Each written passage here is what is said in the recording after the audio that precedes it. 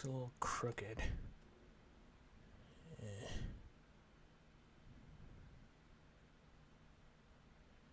It's okay, I guess. I'm a professional.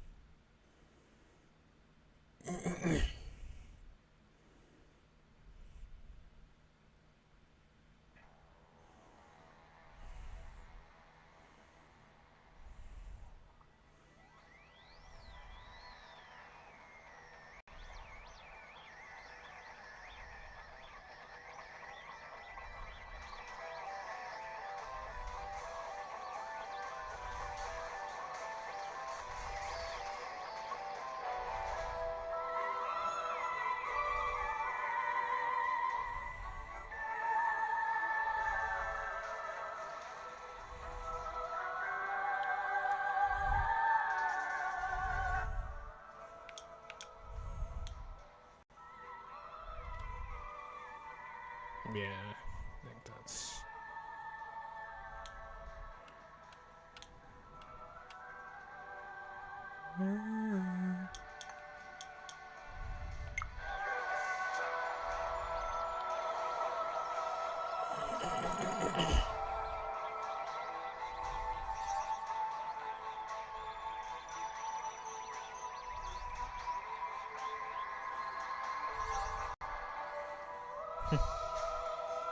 Scans 58%, but items only 24%.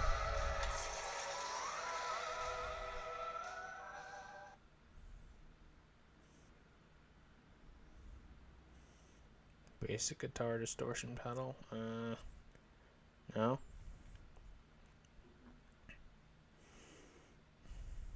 Speaking of music, though,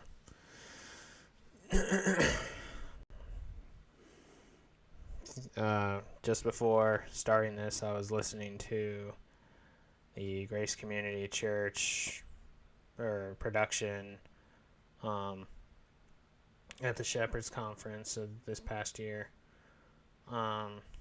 Their production of the song "Is He Worthy?"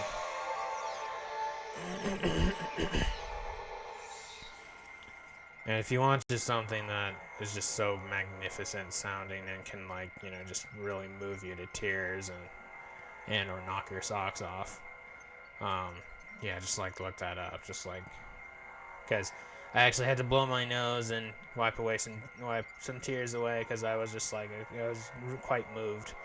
But it's just so good. But anyway, yeah. Electric bass.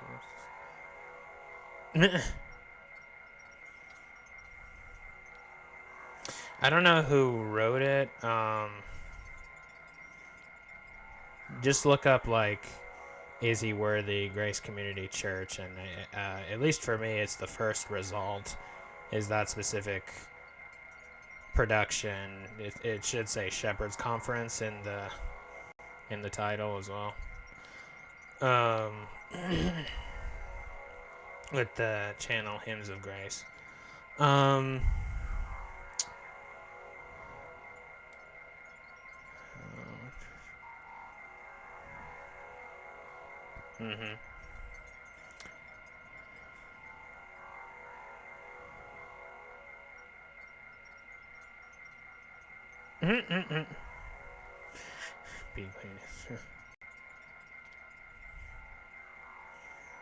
I didn't know.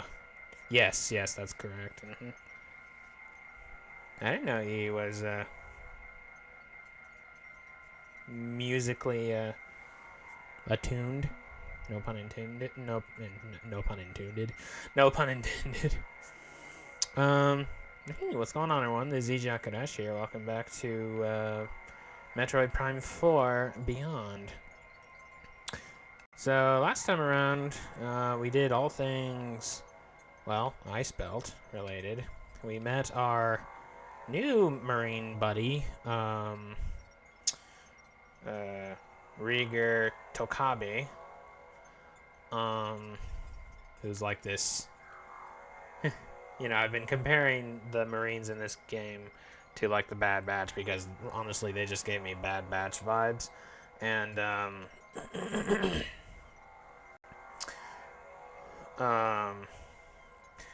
and with that being in mind, then Tokabe would be the crosshair of the bunch since he's the sniper. Uh,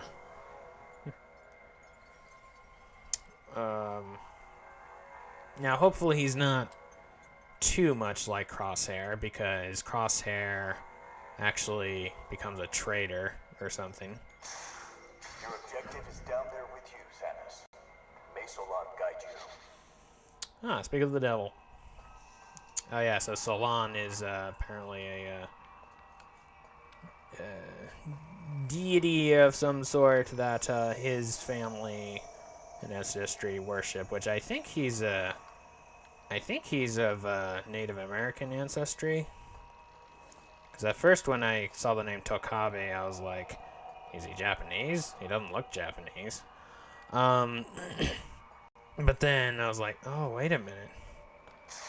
Maybe he's Native American. That would make more sense. Which, I mean, to be fair, there's a lot of ancestral similarity between the two, and also, so last episode, also we were reading a bunch of logs because this is a whole, like, laboratory thingy-mabobber, of the Lamorne. And we learned that something was happening related to the green energy was happening to the Lamorne, to where some of them were becoming the Grievers, which is like where the Grievers came from apparently. Except it wasn't so much. It's like what they're finding out is like it's not so much like a parasitic sort of thing or symbiotic thing that makes them like a zombie, like like you would see in a situation like this typically, but it was more that like some dormant genes or something were awakened or whatever, and now they were becoming these feral monsters or whatever. And while I was playing it, it was like I was thinking about it, and I was like it was reminding me of something, but I couldn't remember what it was. And I finally, while I was at work today, it finally occurred to me what it reminded me of. Or at least one of the things it reminds me of, I guess. But it finally occurred to me that it reminds me a lot of this movie from the 60s called The Time Machine. Where... So if you think the year 40,000 for, like, Warhammer is ridiculously in the future, well, you ain't seen nothing. Because, so in the Time Machine, because, like, okay, so it was made during the Cold War, because it was in the 60s, and so they're concerned that they're going to be getting into nuclear war, so it's like in the... It's like whatever year they were supposing that we would start getting into nuclear warfare. Things start happening, and the guy gets back in his time machine because he's supposed to be back. He's supposed to be from like I think the 1800s or early 1900s. But like whatever year it was, like there starts like rupturing and stuff from whatnot, and like he just like goes in his time machine, just like punches it forward. Bad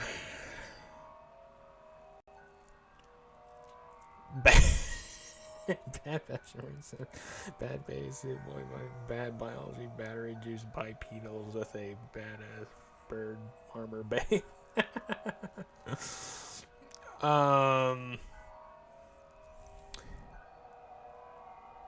Well, they're actually 6-legged, so they're not really... Well, I mean, I guess they stand on the bottom two, but... What was I saying? Oh yeah. So just to escape like the turmoil and stuff, he just like throws it forward in time, and it just keeps going forward and forward and forward and forward. And like there was lava around his machine, and then it hardens, and then eventually it starts breaking apart. And then at the year he finally stops because I think his machine kind of breaks or something, or it just like fries or whatever. The year he stops is like 800 something thousand AD or something. It's like it's outrageously like unreasonably forward in time. And so I forget quite what happens, but there are now like two human races what at this time, and the ones that are like normal people are like really naive and they have no knowledge of the past whatsoever. They're just like sheep, just like, and they don't even really interact, or they don't help each other. There's no like emotional connection with each other and whatnot. Now and then this other race, other human race that kind of branched off of them. I forget quite what happens, maybe some genetic modification or something, but there are this race called the Morlocks, which are like these blue monstrous like dudes um that eat the normal humans and stuff. So yeah, it's like it kind of, I realized while I was working, or I was here, I was working today. I realized that this is kind of what it reminds me of, actually. Just like the two separate human races, just like one just kind of branching off from the other one, and then being these ferocious monsters, um, and whatnot. They were kind of scary. I'm not gonna lie. Um, I mean, I watched it when I was technically an adult, but like it was like this was kind of a scary movie. Like I'm not gonna lie. So, um, but anyway, uh, vault hatch material storage for maintaining the underground dome, completely frozen. It cannot be moved. Let me see. Anyway, sorry about that. A little bit of a tangent, but I just wanted to explain what it was reminding me of, because it finally occurred to me what it was. Also, with the deity name, with the name Solon, I'm kind of wondering if it's supposed to be related to the sun at all, or even if it's a real, like the name of a real, um, real deity or something. I don't know. Real in the sense that it is like, I don't know, maybe, I don't know, a demon or something that somebody's worshiping, calling it a god in real life, or if it's something they just made up for this guy's ancestry. But anyway, Dome Surveillance System Terminal B operates surveillance and environmental controls within the dome. No hazardous life forms detected. Ah. Well, see, there's this movie from the 60s called... Underground dome lock disengage input. Terminal B requires password input to disengage the locking bolt and open the door. Link to Terminal A. Both terminals must disengage their locks simultaneously. I tried to open that gate, but it won't respond. See anything? Yeah.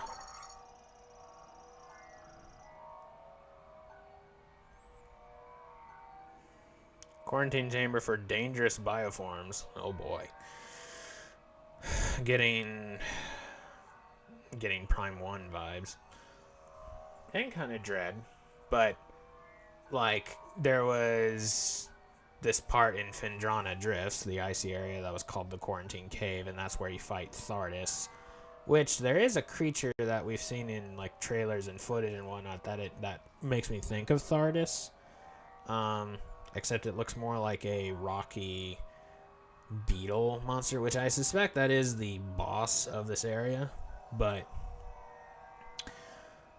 considered too difficult to control in a laboratory setting.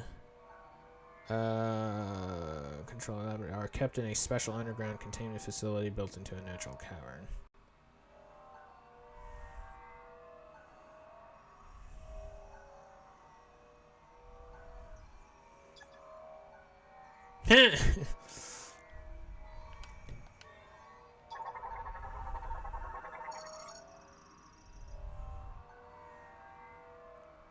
Blew his cap with a blue little LED and blue anyway.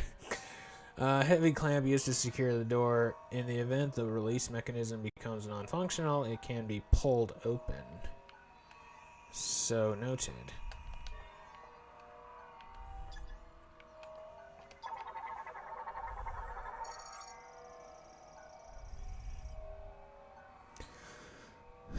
Underground dome lock disengage input terminal A requires password input to disengage the locking bolt and open the door. Link to terminal B. Both terminals must disengage their lock simultaneously. I guess in regards to a commentary, real is not something that purely applies to a lie, arguably. I guess you could say that that is an instance where real is not necessarily the same thing as true.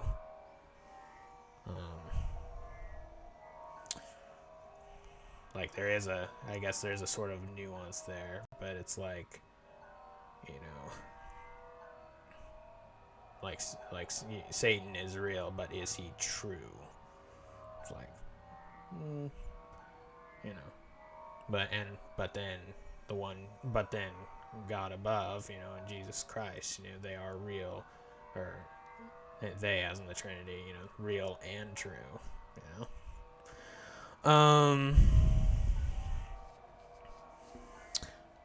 Dome surveillance system terminal A collects, uploads surveillance and environmental data from inside the dome. No abnormalities detected.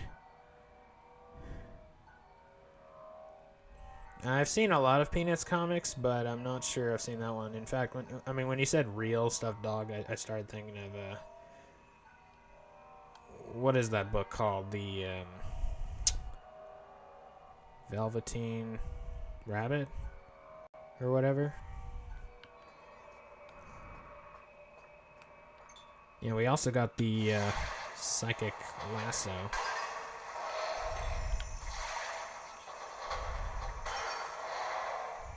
That did the trick. Opening now.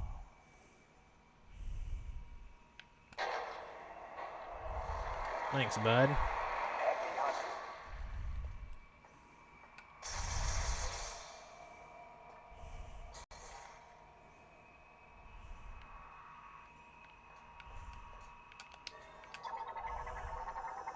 Oh yeah, and one of the highlights of Tokabi is that he totally saved our butt last episode, because we were accosted and surrounded by a whole bunch of snow wolves, which I died the first time, and then the second time I was like almost dead, and I was like, I don't know how I'm gonna survive this. Like, because there's so many of them. And well, it turns out you weren't supposed to beat all of them. You were just supposed to, I guess, kill a certain number, or maybe even just run out of fire shot ammo, or more likely the former. And then, well, you know, one of them just pounces on top of me, he's trying to munch on the arm cannon. And then Takabe just starts, it's like, so I start blasting, you know, insert Danny DeVito comic here. But, you know, with like this trusty turret thingy, and he's like, never thought I'd ever meet the legendary bounty hunter. I guess, yeah. I mean, it's either timed. Yeah, it's either timed, or you have to kill a certain number, or on the off chance that you actually had to run out of fire shot ammo first. Because the only reason I say that is because one key difference I noticed between the two times was that I actually was at least running low on fire shot ammo the second time, but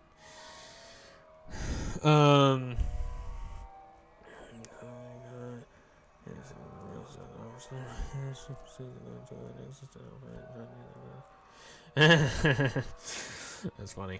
Dangerous Bioform Research Terminal collects research data. It just occurred to me, the way he talks kind of reminds me of Sulu from Star Trek. A little bit.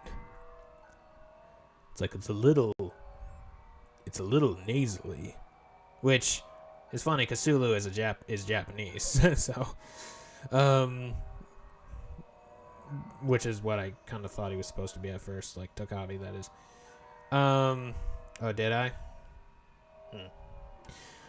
Collects research data on Bioform's quarantine inside the dome. The surveillance system terminal also keeps a backup. Does it now? Wait, what?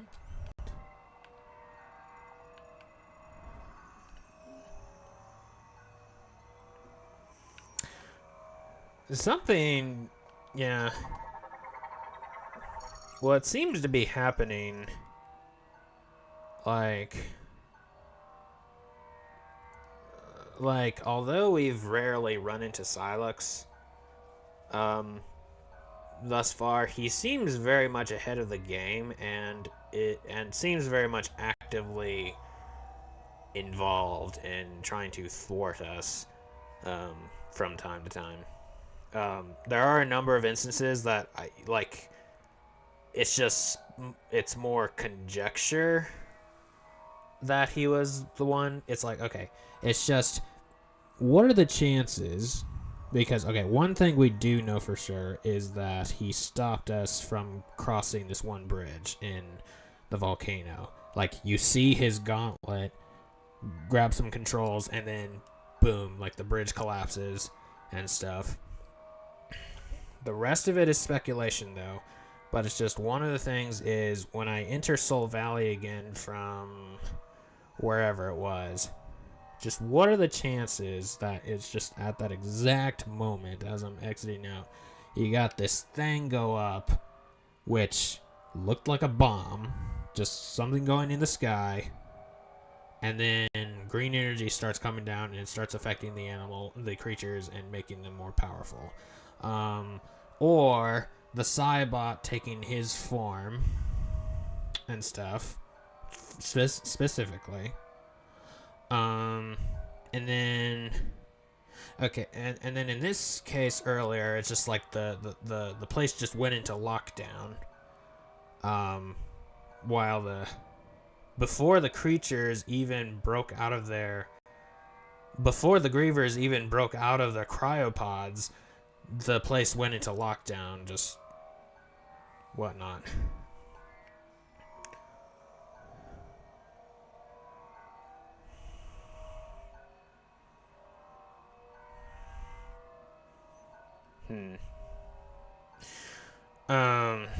I mean, it's very possible that it's very possible that he was completely uninvolved with the the lab going into lockdown. It's just, things went into lockdown because it was now just, I don't know, the cryopods were gonna bust open anyway, or something, like. But like, Tokabi seemed confused by what was going on.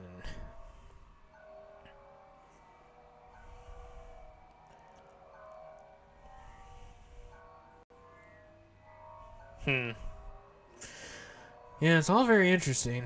Controls the quarantine access lift used for moving supplies and stuff. The lift has been removed, with reinstallation still pending. Anyway, yeah, I'm going about this very slowly, but just because I just have a lot of things to discuss. What do you say, Ducky? Oh, I couldn't agree more. Not right now, Lewis. Anyway, railing for gilding railing for guiding a lift. Analysis implies it would move using the grooves along the sides. The railing forms a U-shaped slope.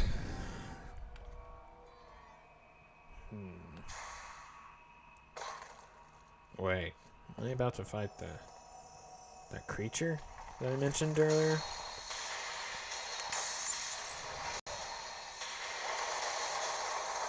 Yeah, it's just like last episode. I like stopped just before fighting the boss of the area. Oh, that reminds me. Keratos.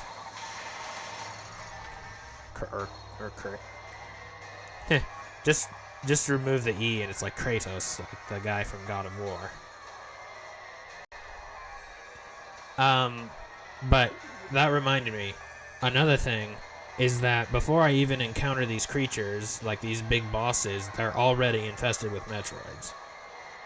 So Silex, or at least his handiwork, has been here before. Unless, of course, you know, when things got transported over here, they also took a bunch of Metroids with them, or with it, and then, you know, stuff like that. But I don't know. Anyway, crustacean morphology, Keratos, a giant cingulata-like organism covered in a hard shell, only lives in extremely frigid areas and is capable of creating ice from air moisture. It possesses sensory organs below the carapace on its head and opens its shell to identify enemies or attacks with its mouth. Metroid Fusion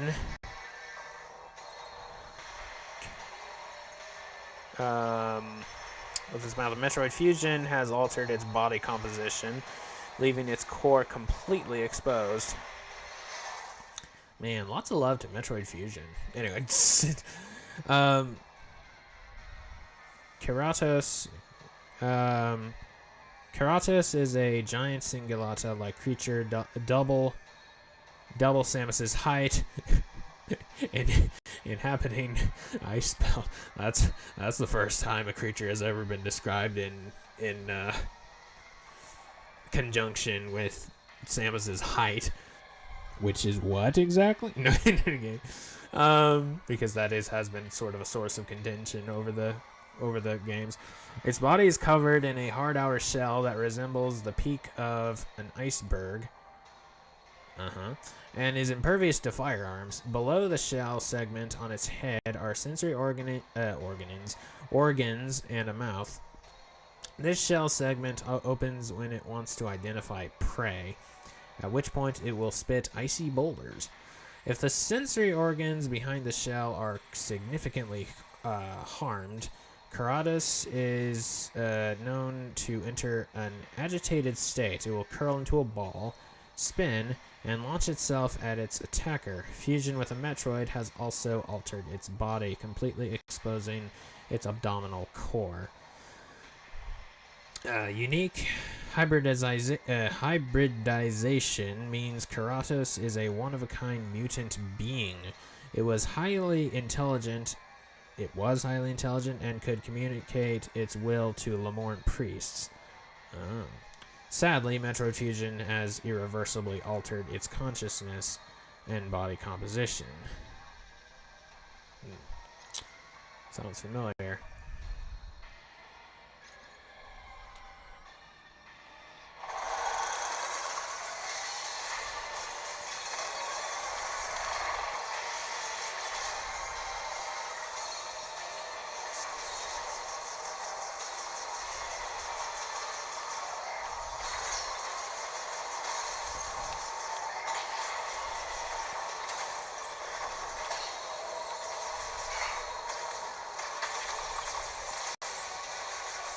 Quite clever of you, actually.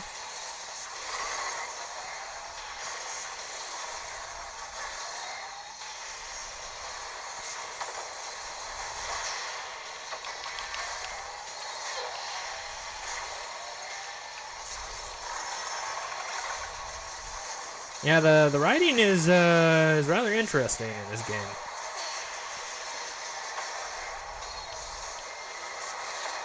for the most part, I don't mind it. I think it's pretty funny.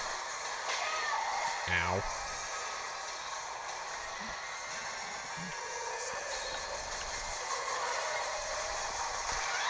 Ow. So do I need to get behind you? Or do I need to get you? Ow.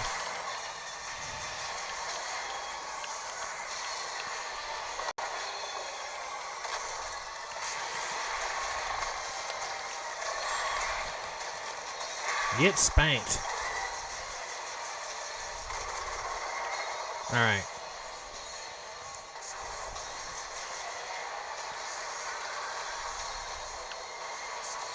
Ah! No, no, no, no. No, thank you. Ow. Jeez.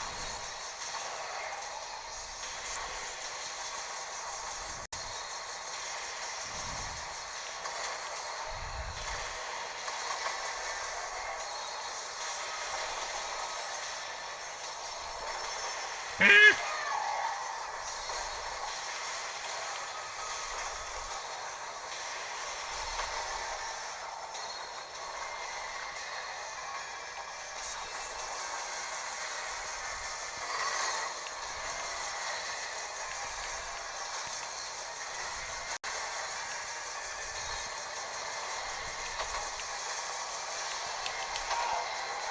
Youch.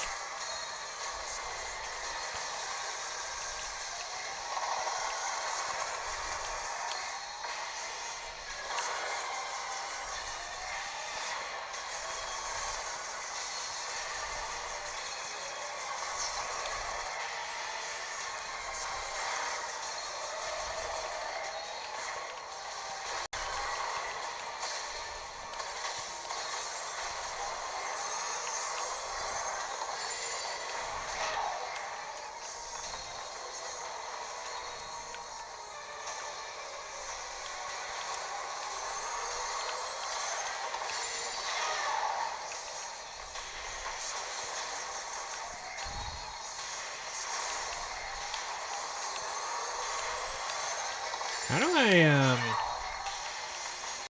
dodge you exactly?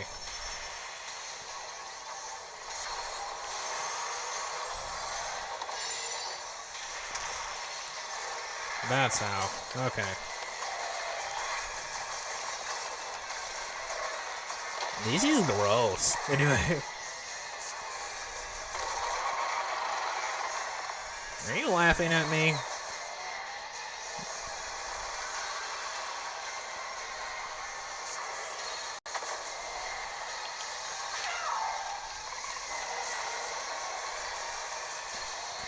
Yeah, it is a little bit, you know.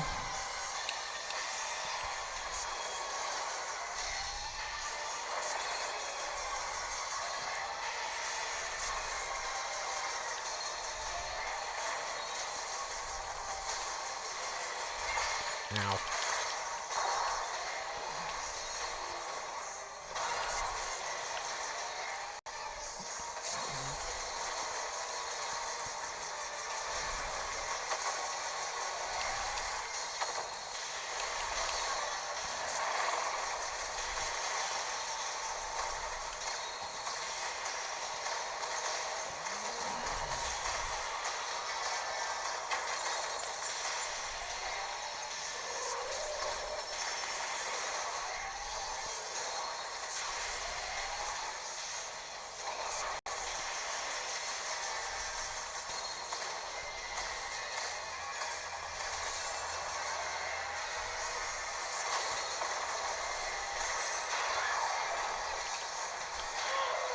Ow.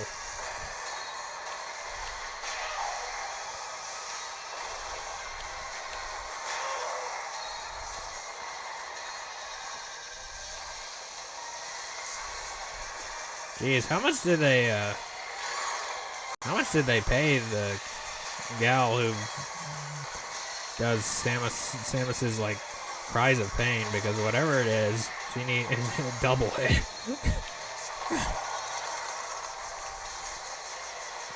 Just every cry of pain just makes me really like be like, Yeah, sounded, that looked and sounded like it really hurt. Like,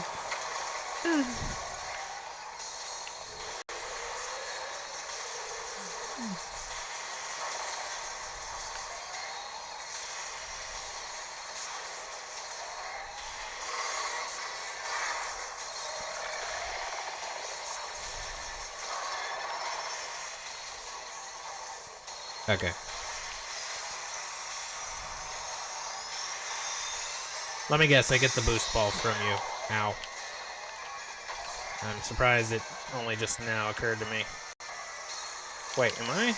Oh, where am I? Oh, there am I. There I am.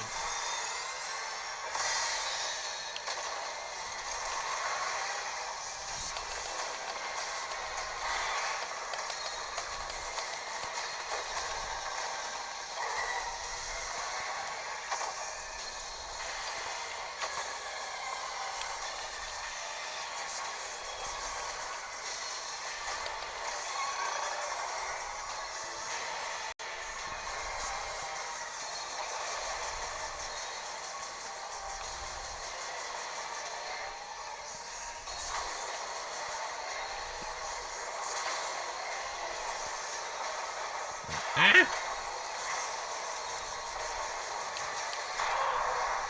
Dang it. Yay! And I guess while it's doing that, I could go into morph ball mode as well.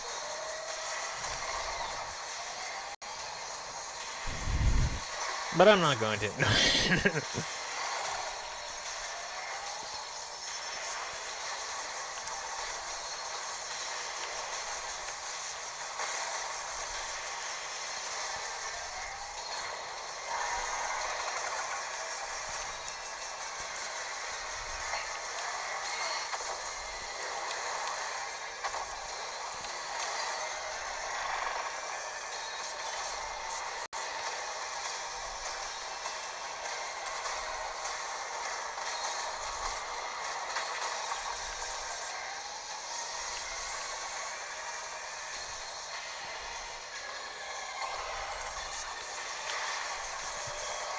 Okay.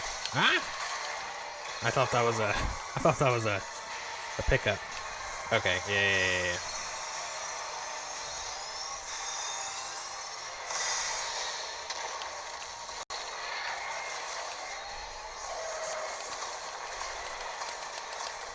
Come on. Gotcha!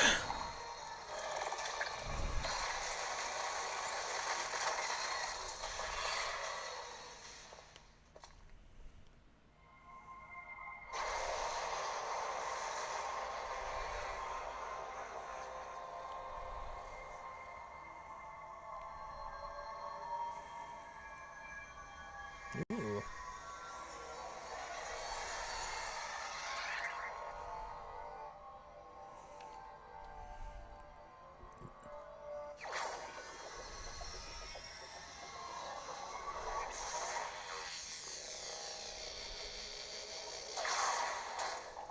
Mm-hmm.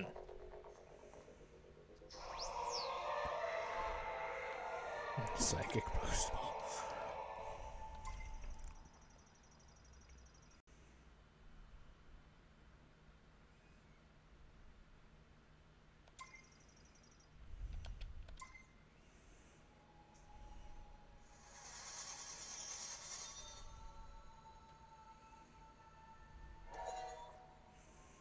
Time to get the next Octolith. I mean the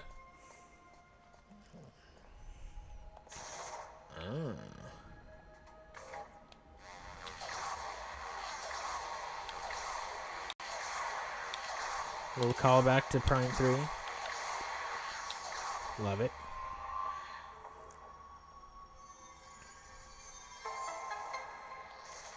It's like you're not using this unless you, or you're not getting it unless you know how to use this first.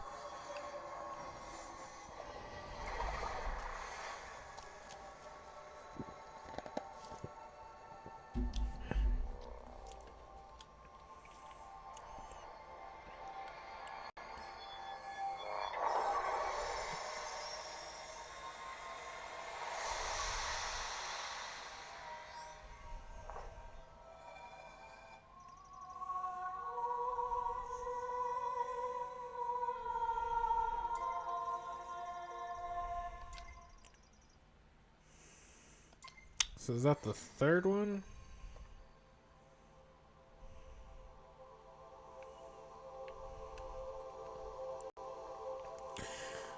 Okay. Only 2 deaths and 3 game overs thus far. Ah, of course.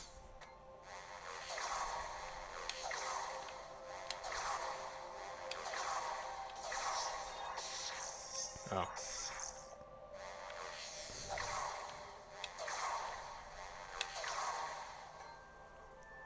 Alright.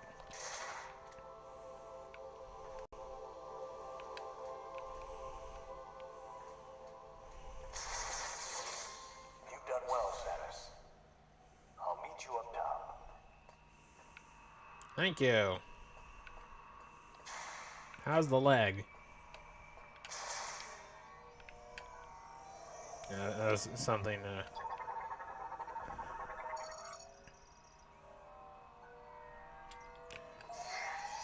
something about him that I found quite relatable as well. As he's, oh. He's got like a bad leg. I think it was like maybe a broken leg or something, or whatever it is. Well, you know, I relate. I've got a bad foot.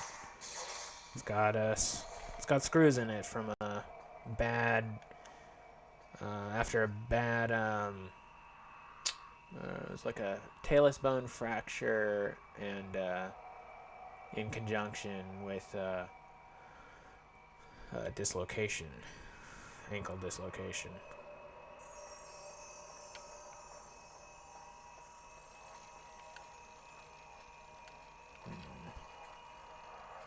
Don't have an electric thing yet. Ooh. But I do have this. I didn't mean to do that. Oh.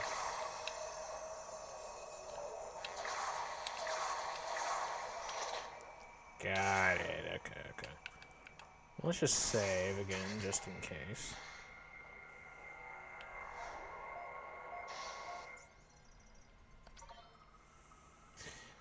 So now, you know, when I'm at work and stuff, you know, I'm on my feet for most of the day and for hours at a time. So by the time I come home, my foot is swollen a bit, and it hurt, fam, just a little bit. But it helps keep me humble, though, you know.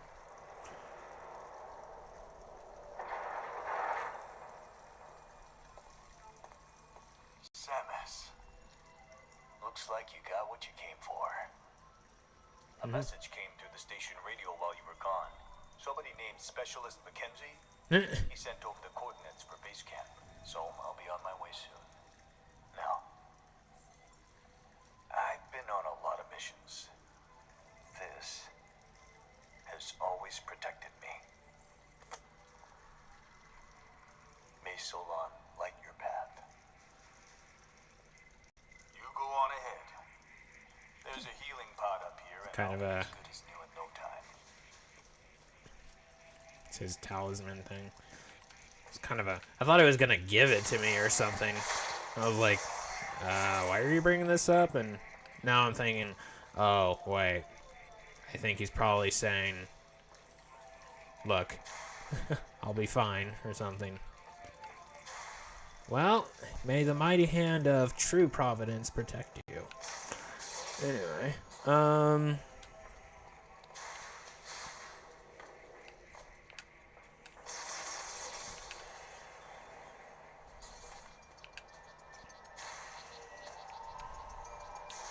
is this that cannon thingy? That's not what I meant to do.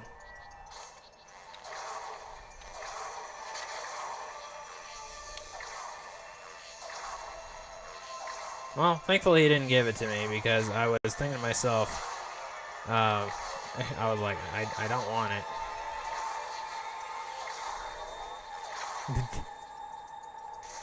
If I can turn it into some kind of energy or whatever, it's like, okay, fine, but I'd rather not. Whoa! I wasn't prepared for that.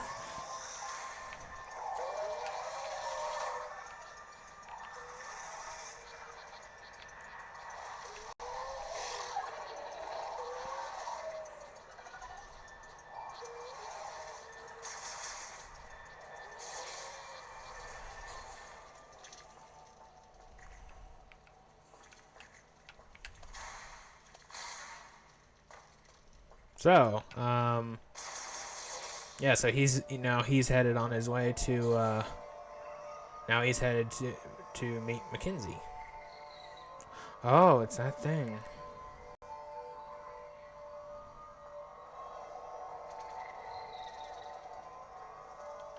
Still wondering. Wait, hold up.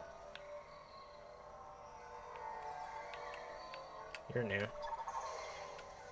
Can I scan you, please?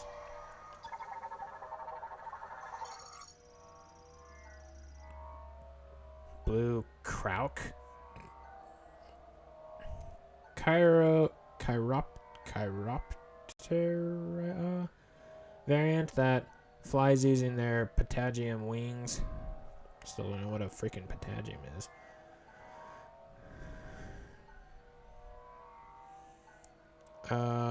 The leader guides their colony by emitting sound waves from their antennae. The blue Krauk is a Chiroptera variant adapted to frigid climates by flapping the wing-like membrane formed by their front legs as they glide.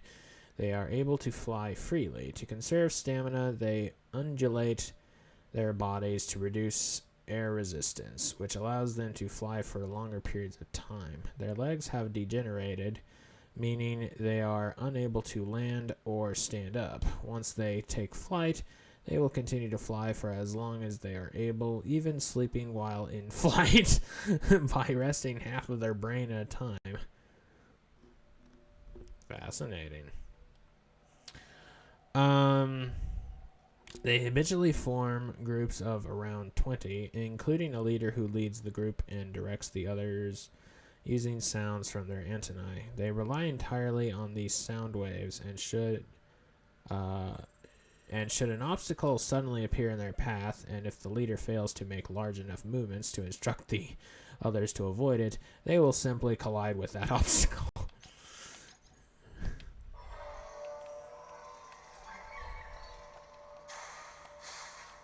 That's funny.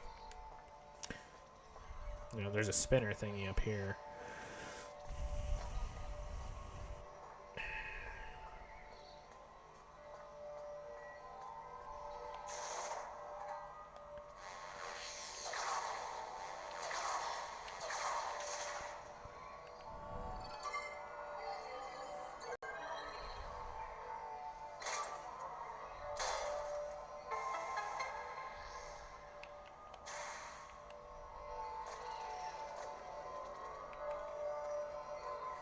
Ah.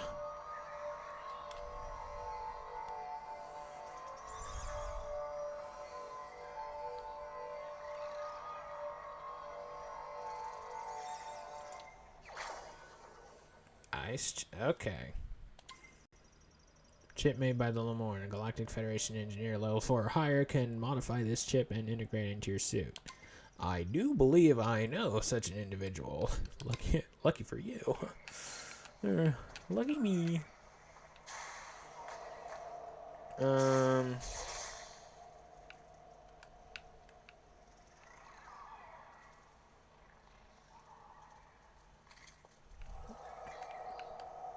I do kind of want to go back and just go look at the spinner thingies, but I guess I can just more or less maintain or go by my little philosophy thingy, which is just, okay, like, wait till I have a substantial upgrades and such, so I can basically get any, just save on time, you know, so like I'll come back once I have once I have like all the different upgrades and such.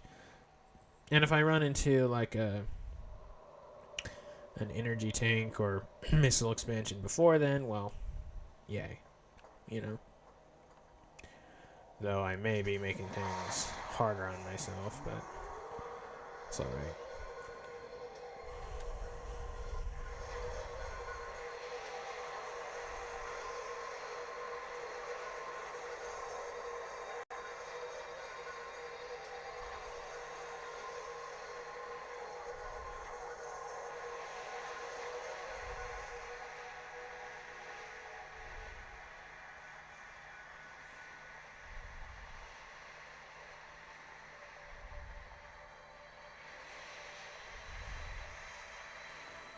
I wonder if we'll like run into some conversations between Mackenzie and what's his name?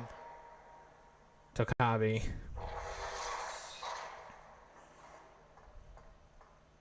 Also, I was thinking to myself how when I went into this, I was assuming that all of the Marines knew each other already. But then I was thinking about it and I was like, you know, actually it does make more sense that not all of them know each other necessarily. Which would also, you know, especially since, you know, we're running into them so far apart from each other and stuff, you know.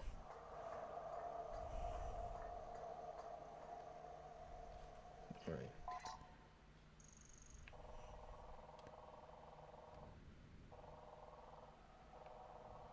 What's over there?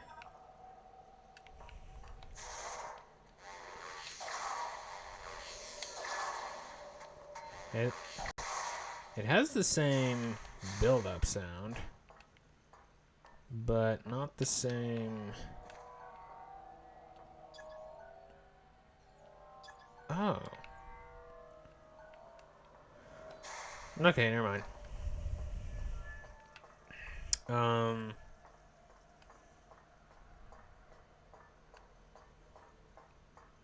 It has the same charge-up sound, but not the same, like, execution mode or sound, if that's the term I'm looking for.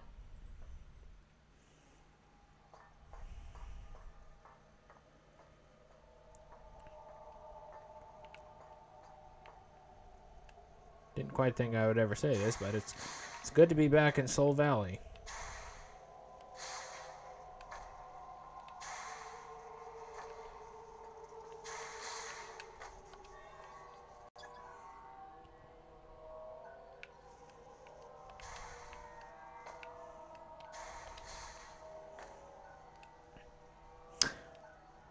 Oh, you know something? That's probably that other way that I couldn't go. That's probably how you get up there,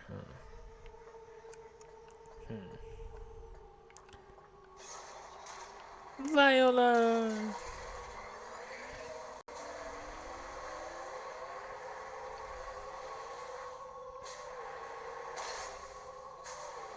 Woohoo!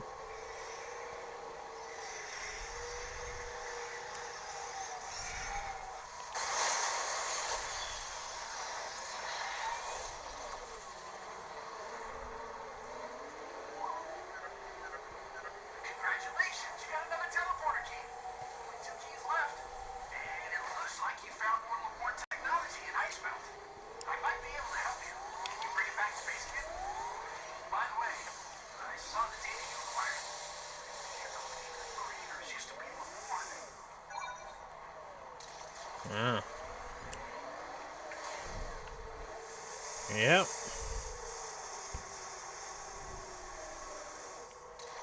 Sad stuff, ain't it?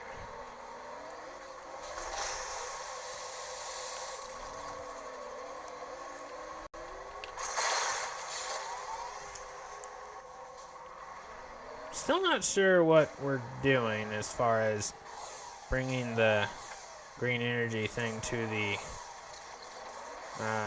sacred tree, and That it? I do wonder. Yeah. Is it a good thing that we're doing? I don't know. Was the tree involved in why the Lamorn became grievers? I don't know. I don't know.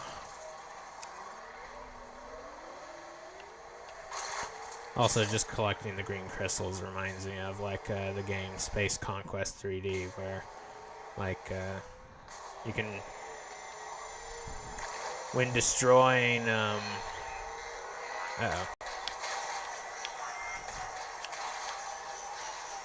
when destroying certain enemies or enemies, sometimes they will drop a green crystal, which will give you like credits and stuff.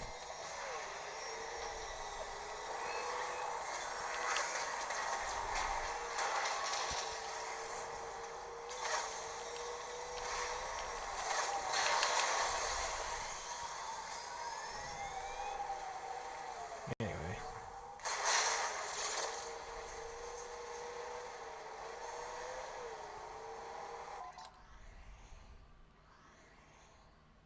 Right. Okay.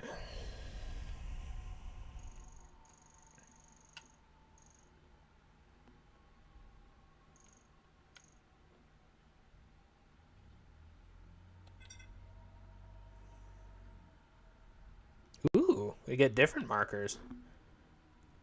Get the screw attack or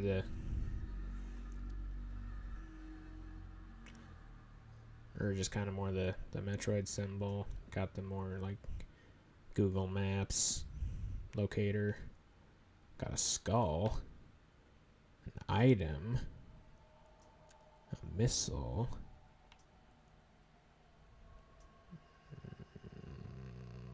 What is that? Avocado toast?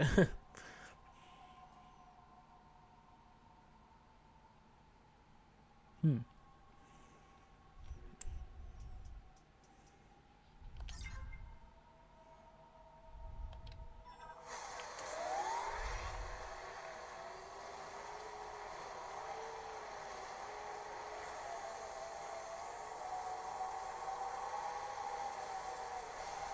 Alright.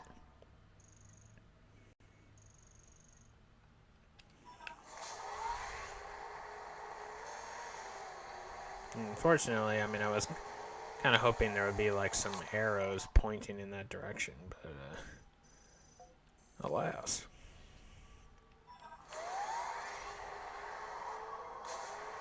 Oh, okay, here we go.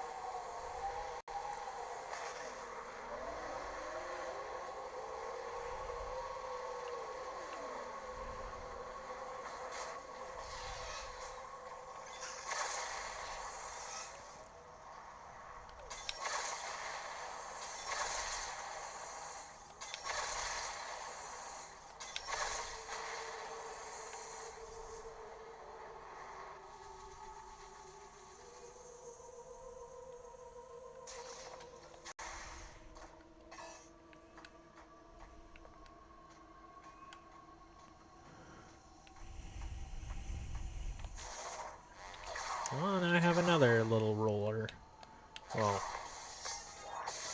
I mean, I already could go around in morph ball mode, but what I mean is now, you know, I can make it go a little faster.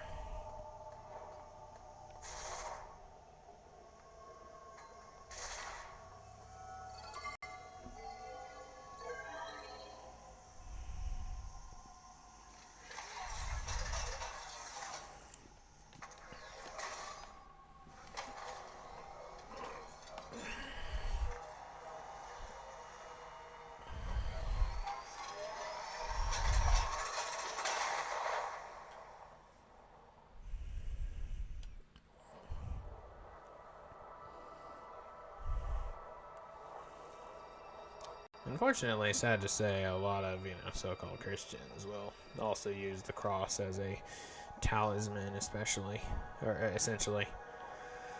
And that's not really. I mean, that's not why I wear mine. I wear mine as a reminder to myself. Just to remember who I am and, to whom I owe my life and, etc.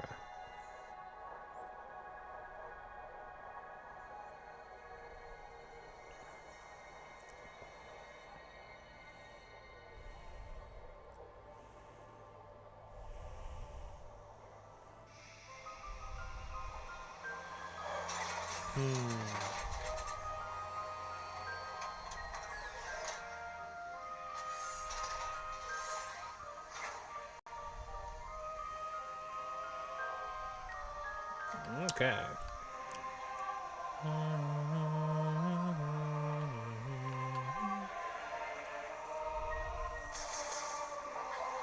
Okay.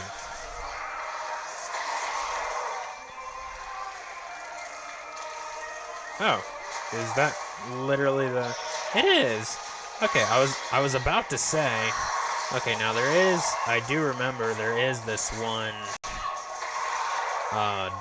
fire door that I haven't gone through yet in Fairy Green, and well, what wouldn't you know it? It's right here.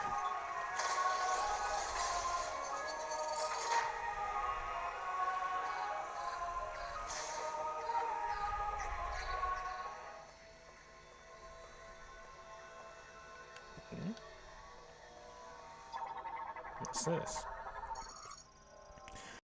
Ring made of processed metals and modeled after a plant's leaf contour.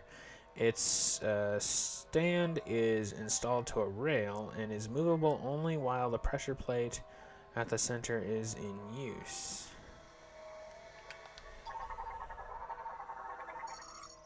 Pressure plate triggered for providing the linked ring with psychic energy. The plate will sink if stood upon, which activates the mechanism.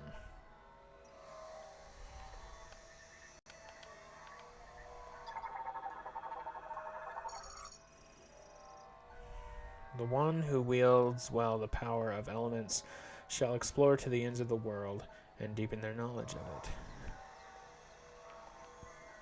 That's an ice lock, I reckon. If you have not yet mastered elemental power, come first to this place to learn and discover what the device has to teach. Okay, so is this like an in-game thing?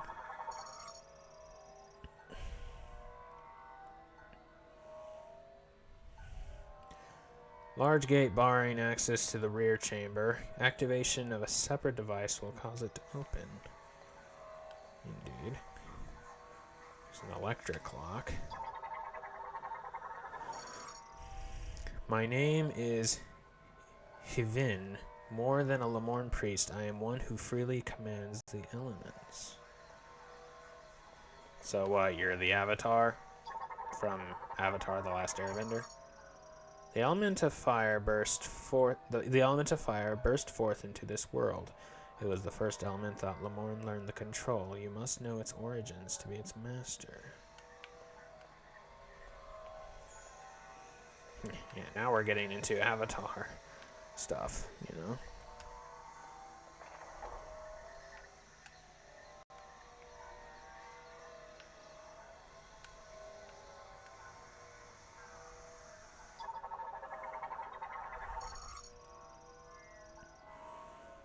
Lock exists and the lock can be removed only if extreme cold once removed systems will operate normally.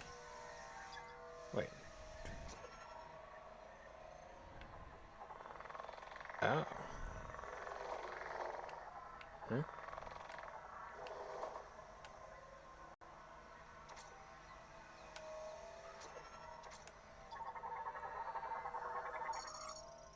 Torch wick that can be lit only by flame that has passed through the eye of the ring. It will burn until its energy is exhausted.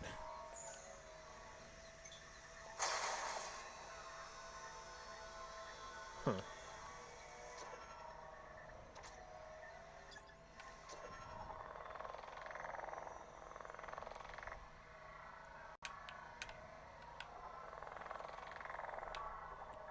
Is there a... Ah.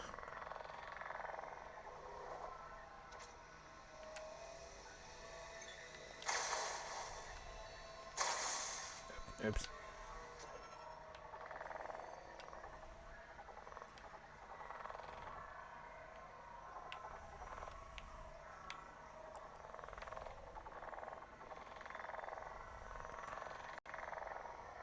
Fire Ice, Lightning, and Murg.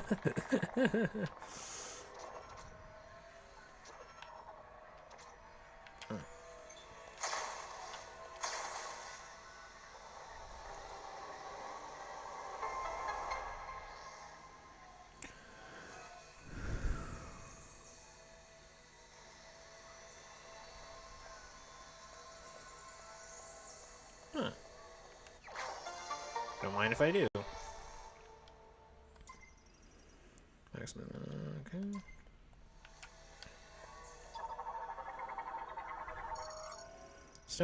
Statue of a Lemorn priestess. Inscription reads, when Hevin holds the three elements, the chosen one will bear a new light of life.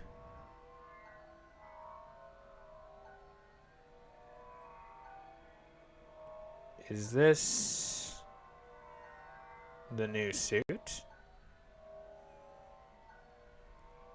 Is that how it works?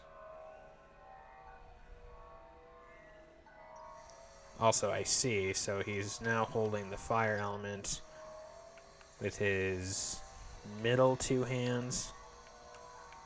And then he'll have like the ice and then the electric.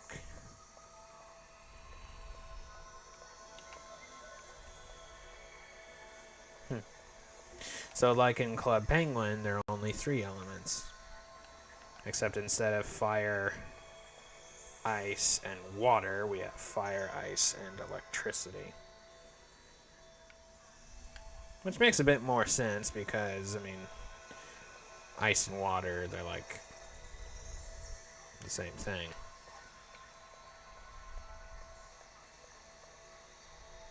I suppose.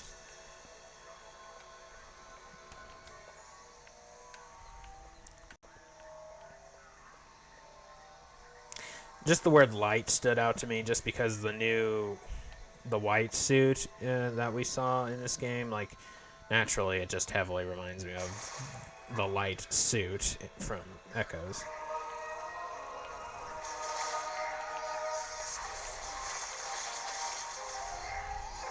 So that's why I was thinking maybe it's referring to the suit.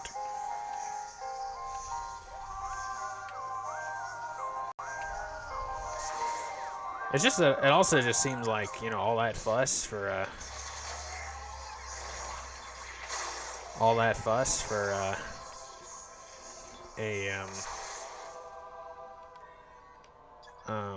for just an energy tank.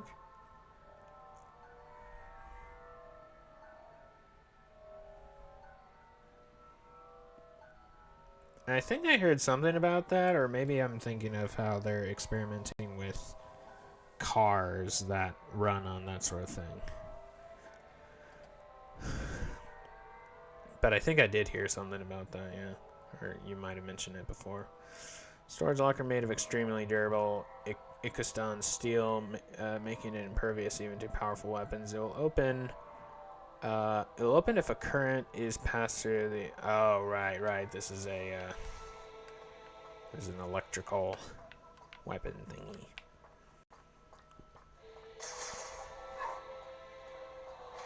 Oh, this is a shortcut. Samus. Come on, show me what you found in Ice Belt. No. Let's take a look.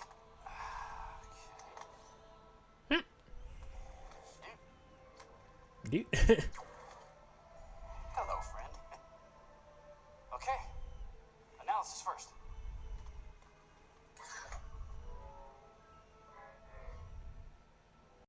Oh, this is fascinating. It looks like this program inverts the energy emitted from the device. That means if I reprogram this and set it into your arm cannon, you should be able to use a new shot type. Right.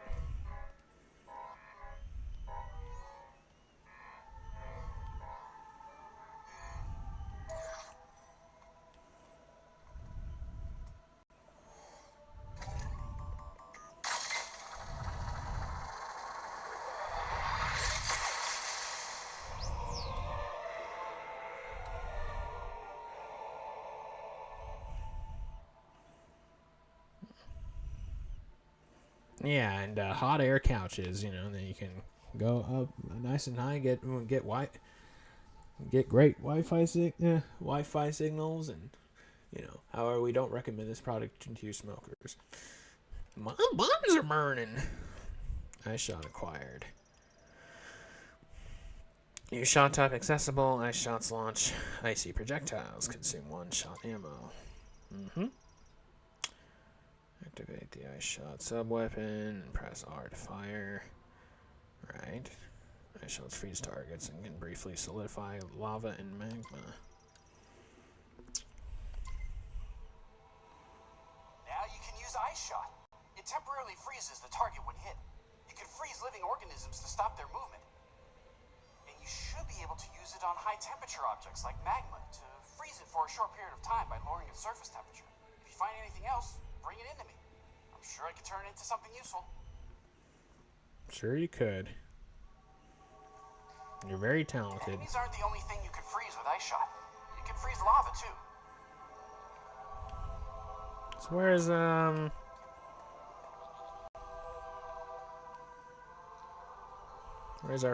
our new friend? Is he not here yet?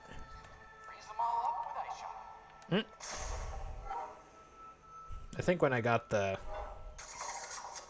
fire shot, he's just like, yeah, burn them all down or whatever.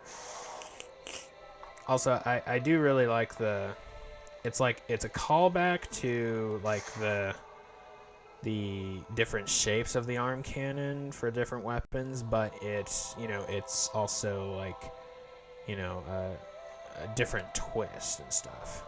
Also love the effects.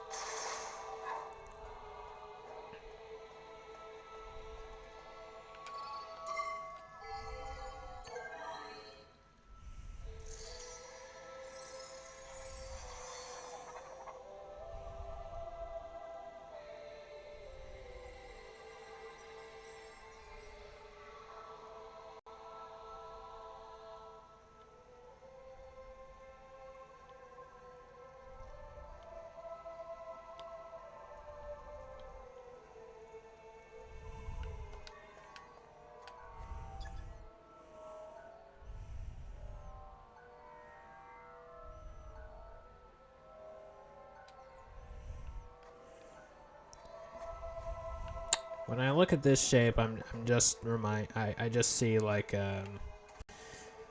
the tibia and the femur joined together, It's like the knee bone, basically.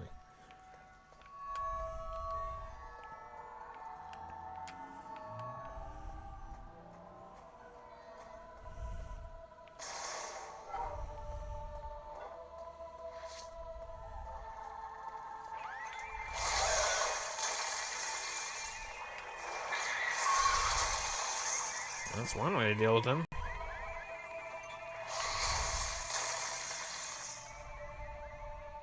Also, they're affected by gravity.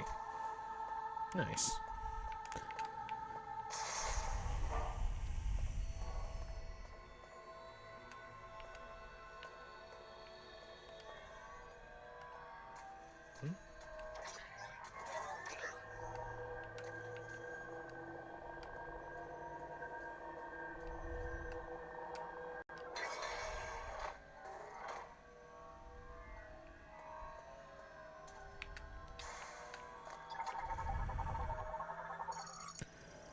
Writing surfaced on the Lamorne statue decrypted. Within the moat this statue holds is a history of the controller of the 3 towers. To reveal these truths, place the moat into the playback device.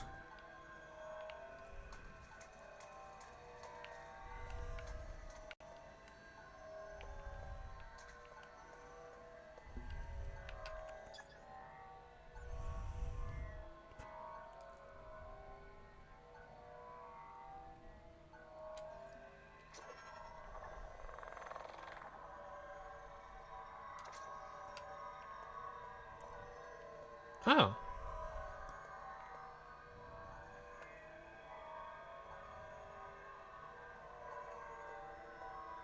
Yeah, that's Celios. Not all Lamorne controlled power from within. In a place where dark clouds never clear, endless lightning slices the sky, and the wind and rain rage, our forebears laid the foundations of the machine era. Here, 3 giant towers were built, piercing the dark sky. These would become the birthplace of a tool able to race across the land on spinning wheels. Alright, the viola. But this harsh environment proved unsuitable for the Lamorne peoples. This was why Lamorne technologists created an artificial life form to oversee the towers. They named this life form Xelios. So this is kind of like that room in Prime 3 where you go back to Norian or something and like you read up on some bios of like the different worlds and such. Excuse me. Its singular directive was to seek the happiness of the Lamorne. With command of the what does that remind me of? Ah, yes. It reminds me of these androids in this one Star Trek episode who are like, you know, they're not letting the humans or like, you know, the crew back aboard the Enterprise because they're like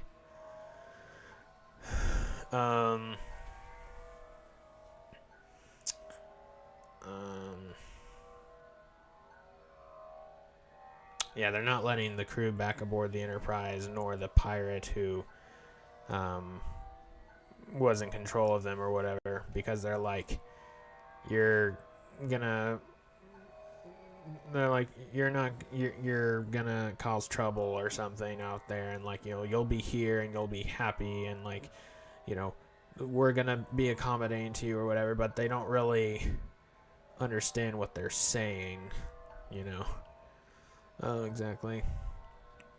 With command of the electricity flowing through the towers and the machines connected to them, it could follow its directive as it chose.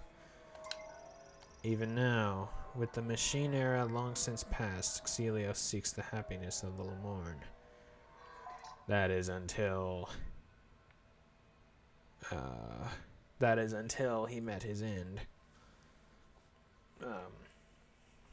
Because he got possessed by a Metroid. Xelios is an artificial intelligence installed to a computer created using organic cells. It was tasked with administration over Volt Forge's vehicle manufacture operation. It continued to follow its instructions through and beyond the extinction of Lamorne, with facility.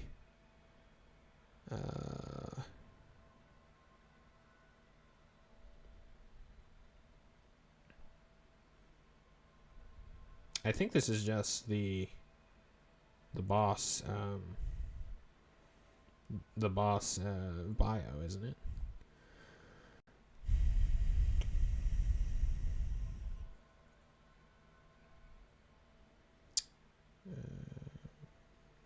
Right, yeah. Yeah, yeah. Huh.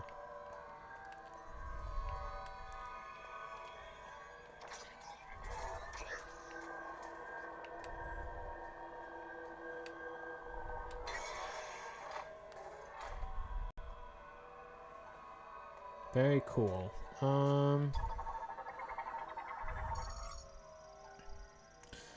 Writing surfaced on the Lamorne statue decrypted. Within the moat this statue holds is a history of the Ice Mountain's master.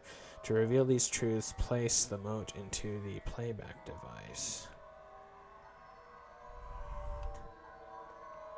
Also, it's only letting me look at the ones that I've already explored. Makes sense.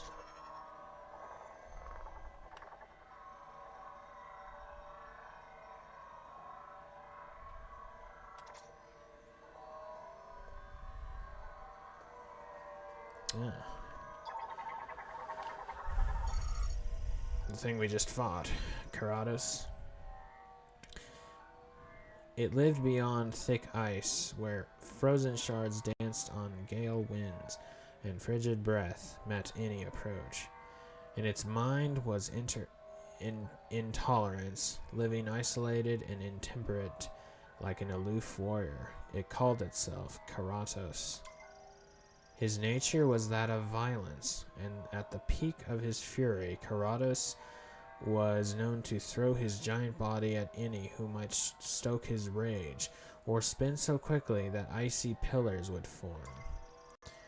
It was through communion with Thessar that a warmth took root in his heart. Slowly his rage subsided, and he became more taciturn. I've never heard that word before. In time, this calmer Karatos would be hailed as a guardian deity of the Lemorn.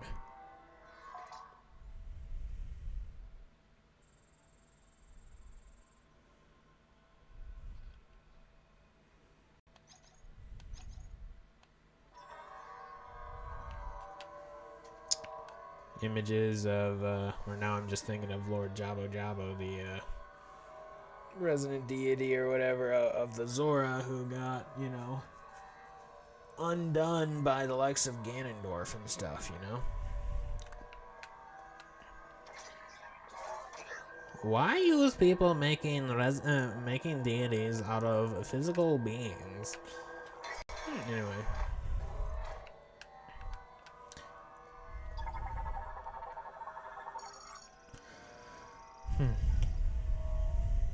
Writing surface on the Lemorn statue decrypted within the moat. This statue was the history of the guardian of the temple garden. To reveal these trees. Yup.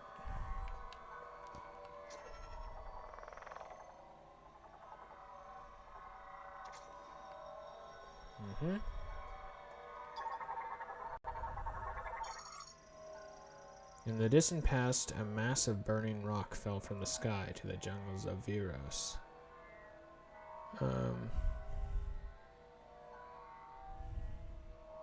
I see. A meteor. Once this rock, which was itself poisonous, had cooled and hardened, a small carnivorous plant took in the poison it carried. The plant did not succumb to the poison, it thrived.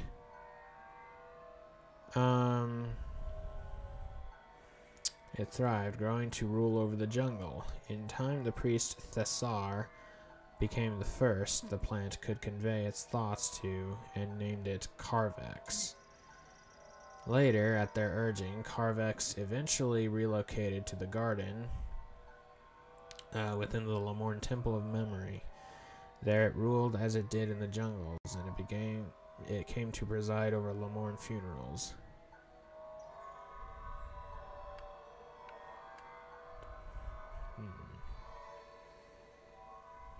Alright.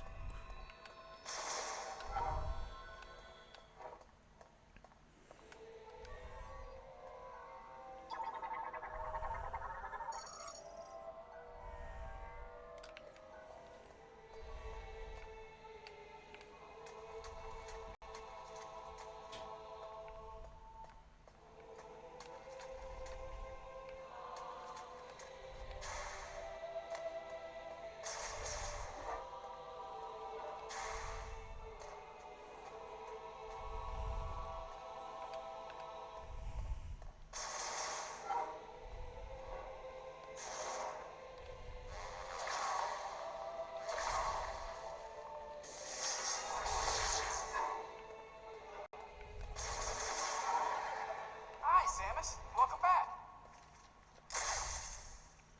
Oh, man.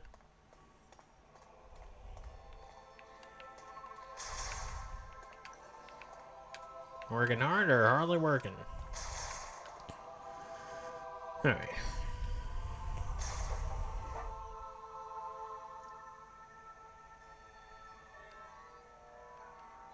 Wait, hang on a second. There was, what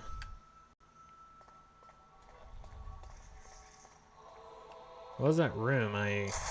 Oops. Don't worry about me. I'll be fine. That didn't sound very convincing, but alright. Be fine. I'm sure you. I'm sure you'll be fine.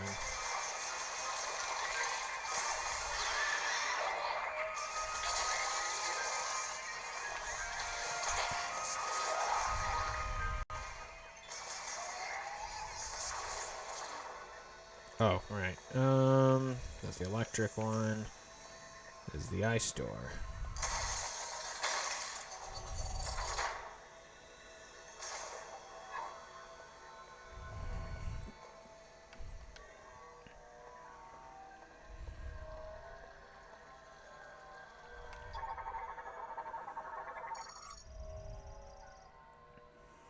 Platform created from porous rocks with little mass. Set atop a fountain spout. It will rise as the water pushes up from the spout.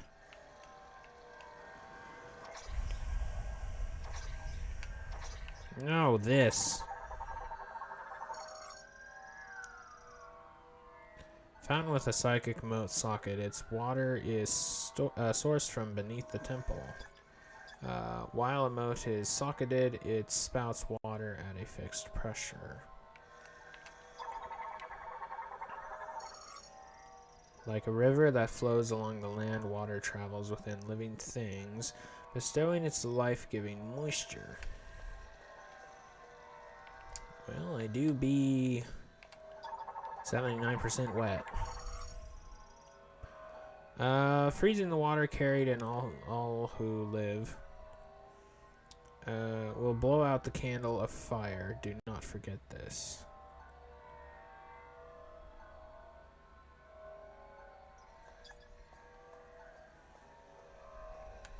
Indeed.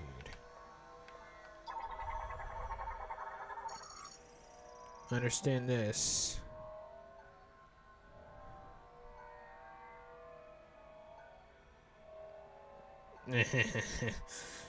Understand this, you who command the power of ice. To steal heat from every object of the world is an act to bring about stillness.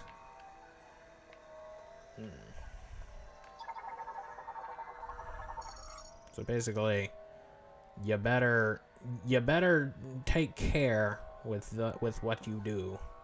The freezing of flowing water is precisely how one's first steps are to be taken. Remember this. Okay.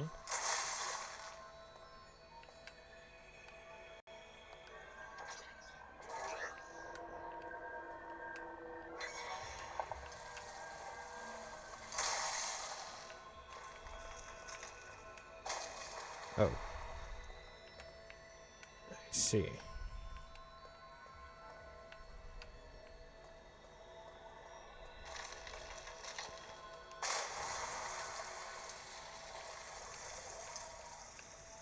Okay.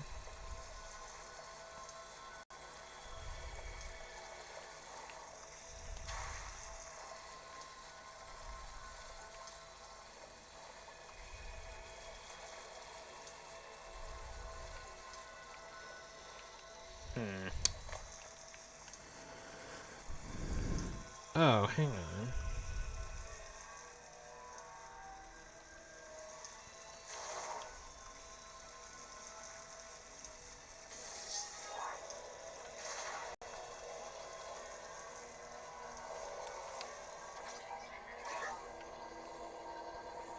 Oh. Doesn't let me.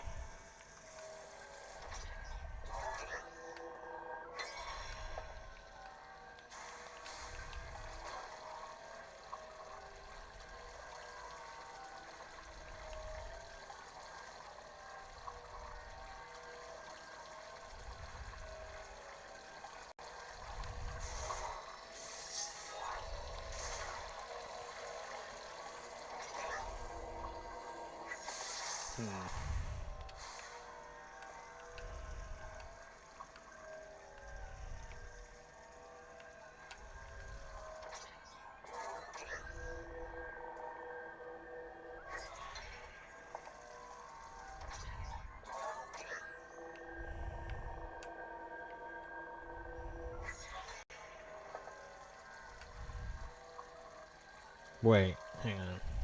Right.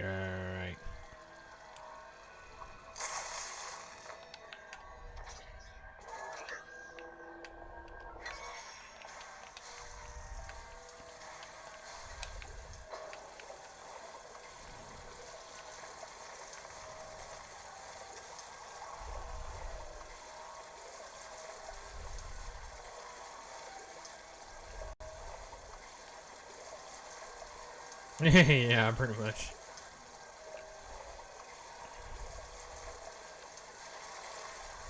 Okay. Now what?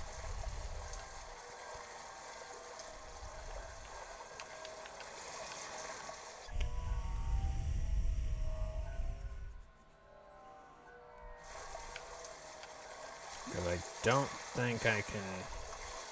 Maybe I can, actually. No? Hmm.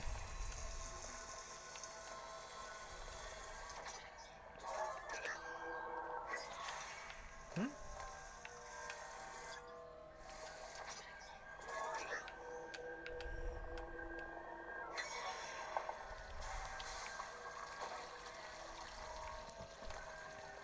Wait, no.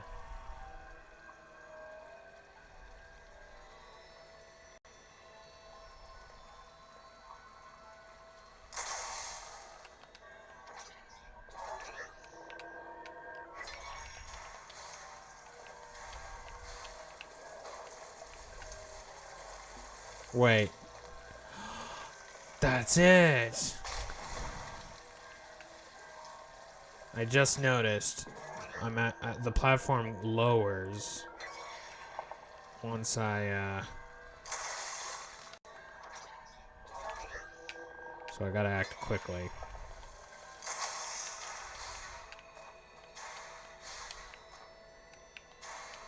There we go. Yeah, it lowers. Yeah.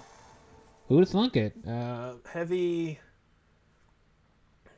badass blondie on top of this platform thingy would push it down. Anyway, that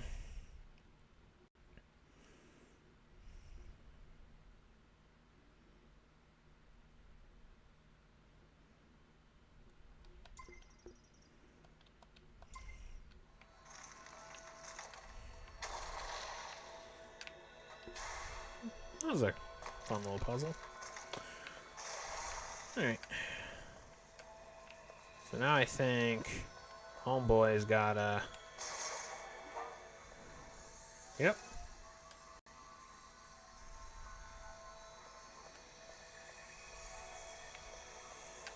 Well, and now I know where I'm going for. Like, as soon as I have the electric weapon. Hmm? Excuse me.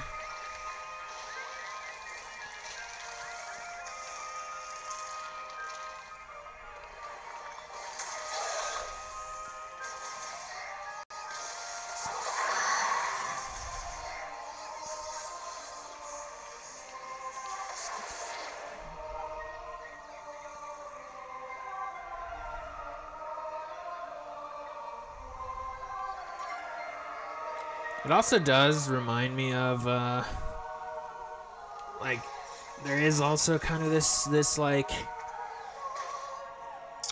um, nod to Echoes in that I'm coming back to this same place. Um, you know, not really to get my new objective like it is in Echoes. But it's how I'm doing it this time is, or how it works this time is I'm getting a new upgrade every time, or a new weapon or something every time I come here. And I get to base camp or whatever. Which is a nice, I would say, is an improvement. Because some people, I think, don't really like just that you have to be going back to Umos every time. When he's just telling you where you're supposed to go. Only in this case, you're getting a new weapon, so, me like.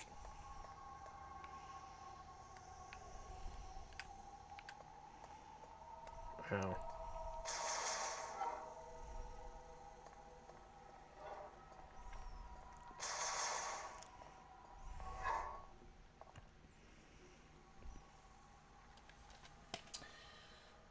Just a little a little chilly in here.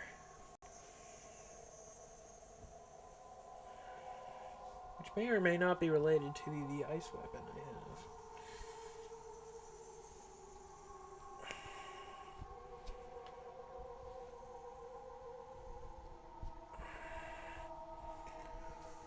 I'm trying to put a little hoodie on in this delicate setup.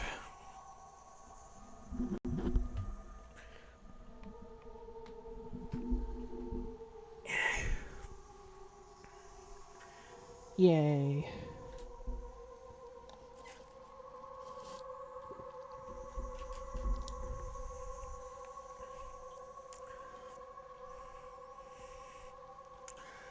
All right.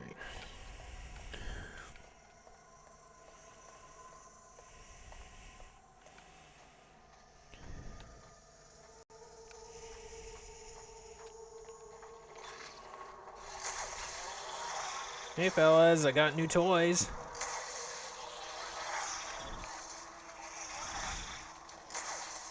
Nice. And they're actually affected by gravity.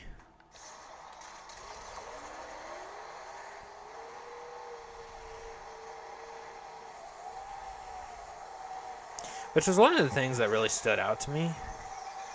What was that?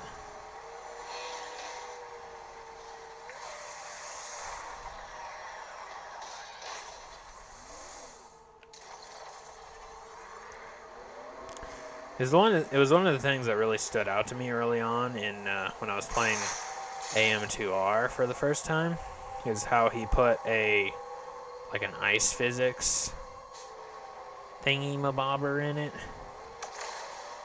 which was really cool. Also, the shape of that mountain reminds me a lot of a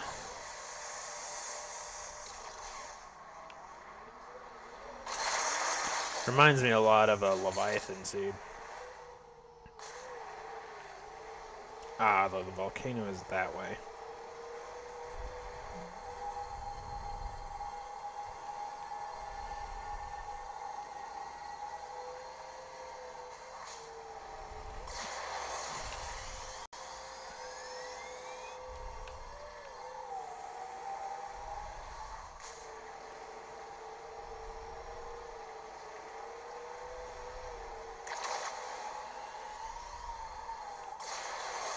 Oh.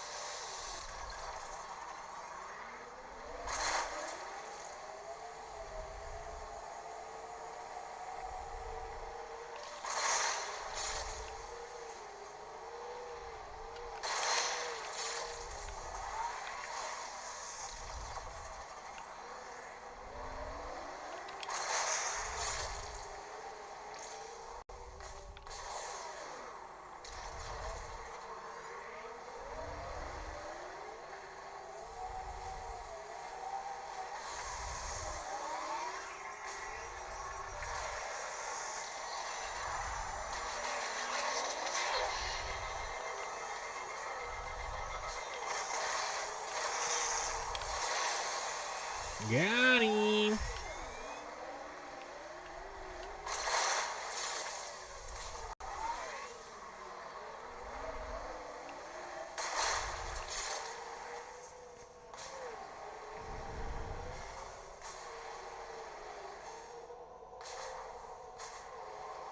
Just...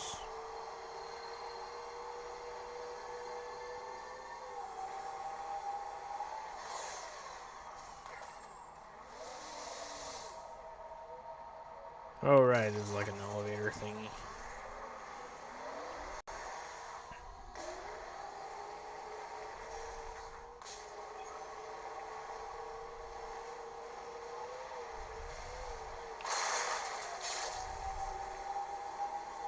Boost takes a while to load up. I wonder if there's like an upgrade for that at some point.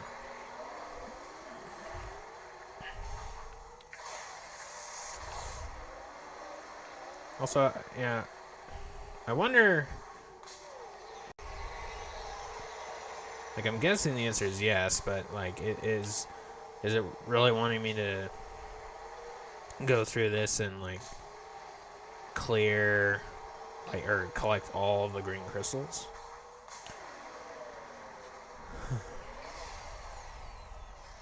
I mean, I guess I can do that, you know. Only a little bit of a hassle.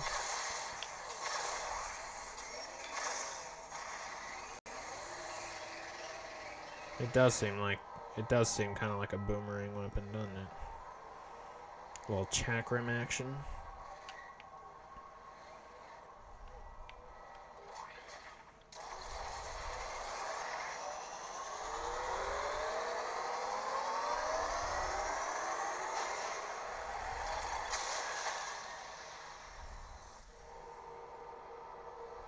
Mm-hmm.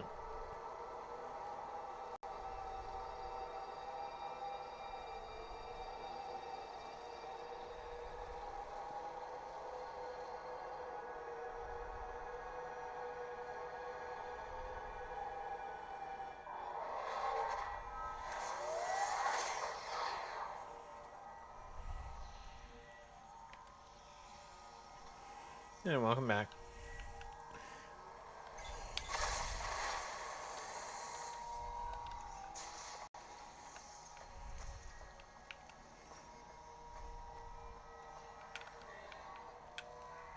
All right.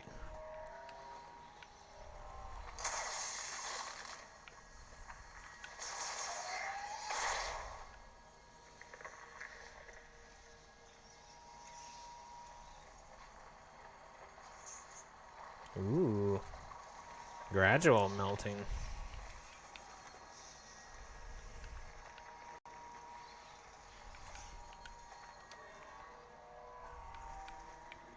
What are these again? Like, I know I shoot them and they grow back and stuff, but...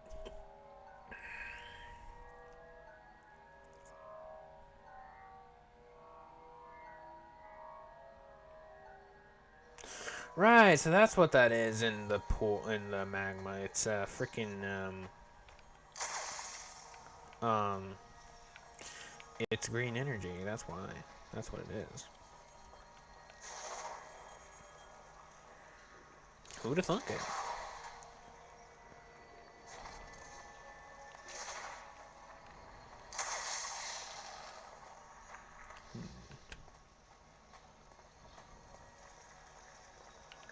Oh, right, yeah, okay, so...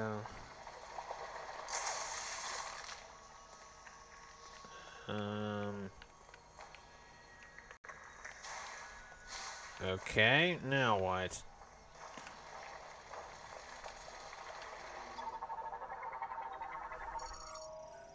Lava's pipe, underside, torn apart by seismic activity. The pipe appears to be leaking its entire lava payload.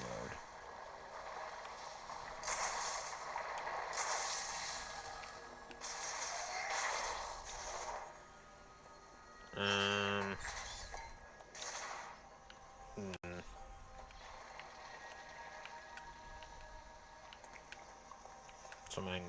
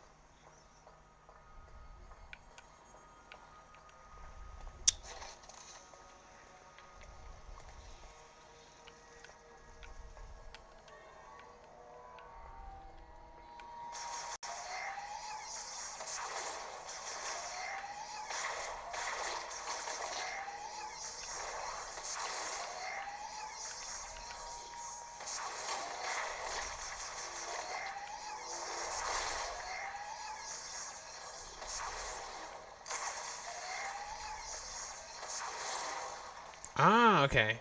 That was the answer. Huh. And just in my mind, I was thinking, well, wouldn't I just cause it to...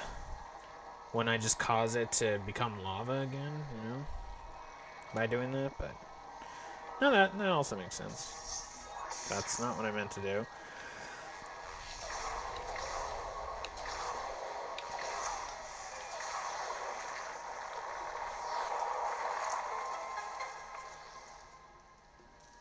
Okay. Nice.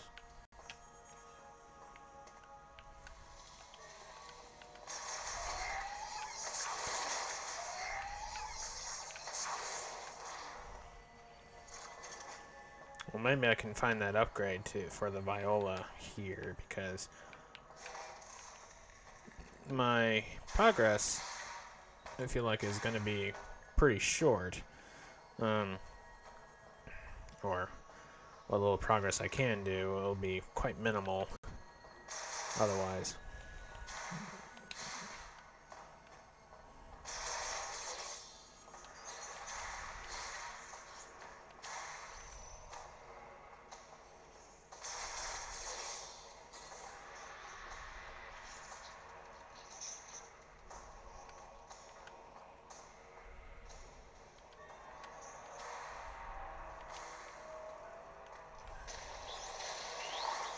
Hmm? Oh, right.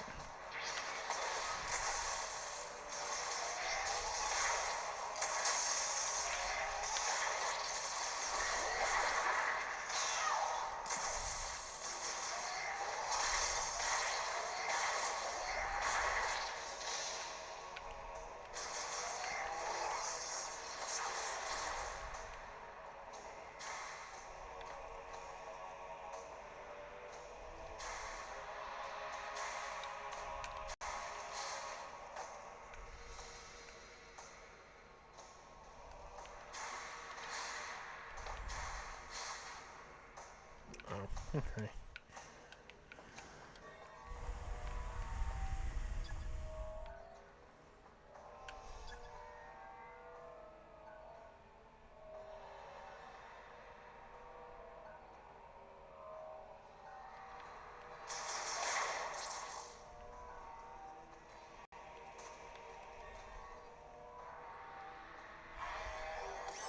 I think I already tried this, but...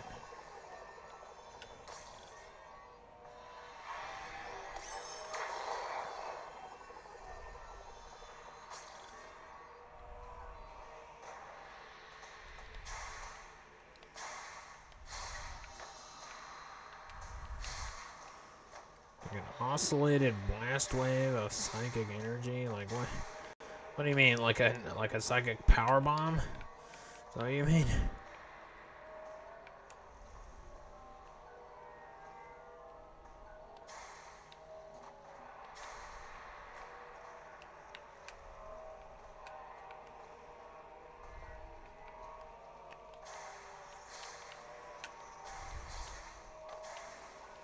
Okay. Well, not that way. Or this way, I guess, but...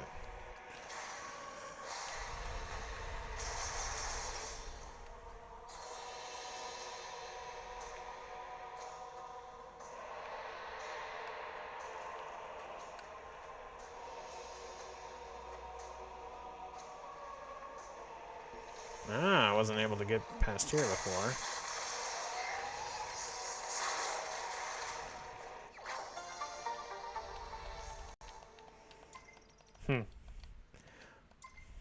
Well, how nice of them. Just in case that was your last ice shot and stuff. Well, they create a... Or they leave a way you can just regen your ammo. Or replenish, rather.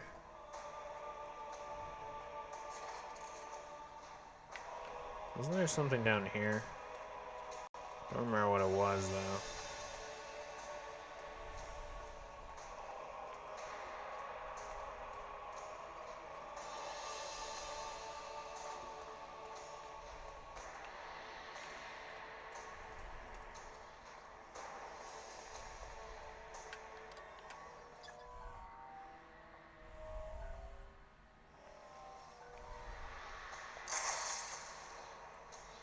Nope.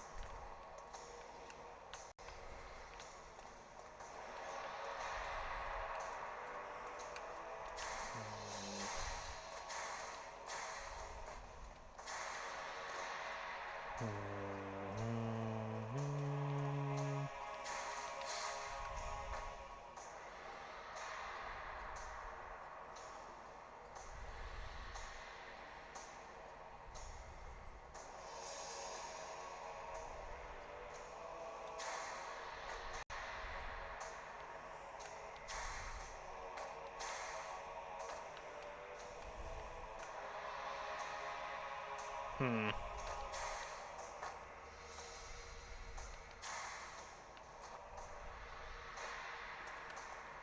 Well,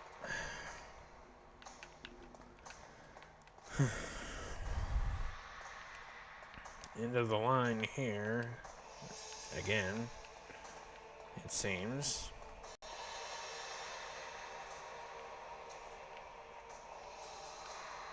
So then, what am I supposed to do?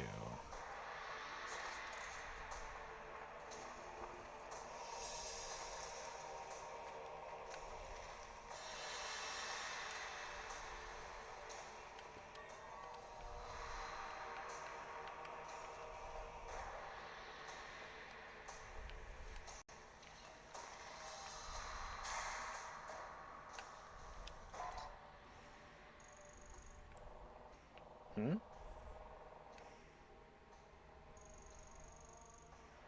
What? There was another route over here?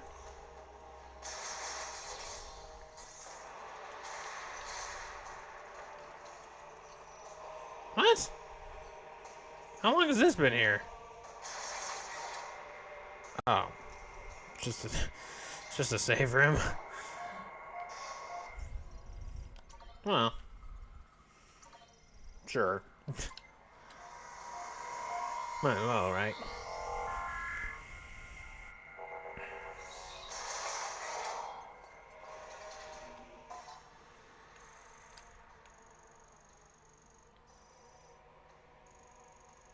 Still, to adapt a quote by Snoke in The Last Jedi.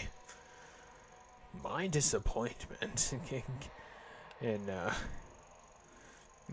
my disappointment in what this room door reveals cannot be overstated. Screw up here.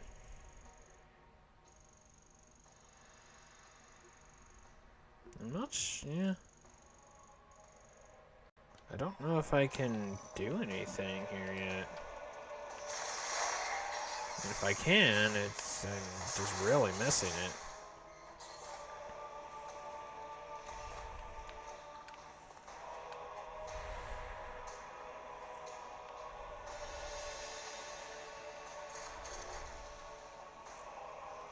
The music in this game definitely has that Prime feel. Did this reveal something? Mayhaps?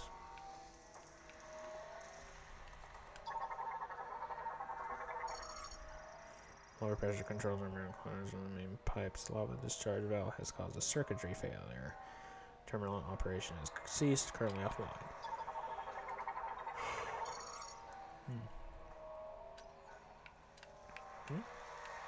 What did that say? Spin out, okay.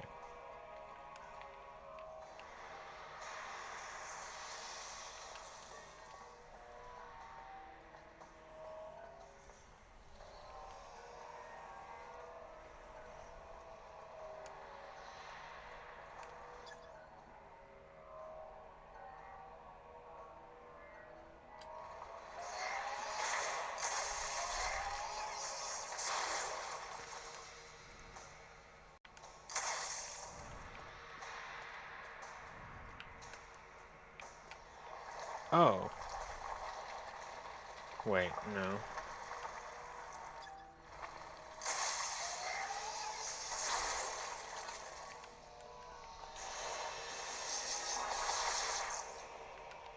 Eh.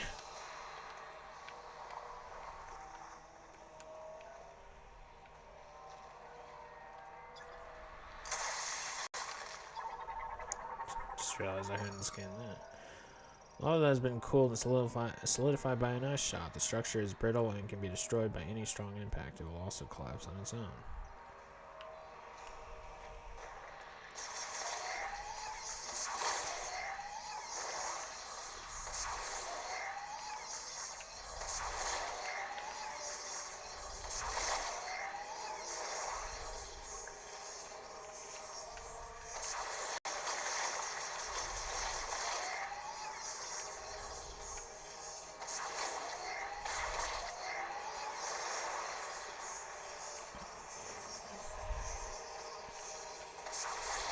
No, no, no.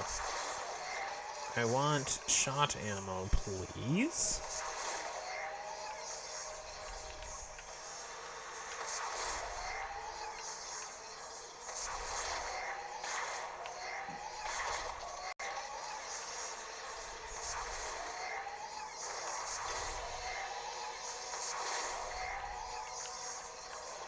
Or you could just not give that to me. That's also an option.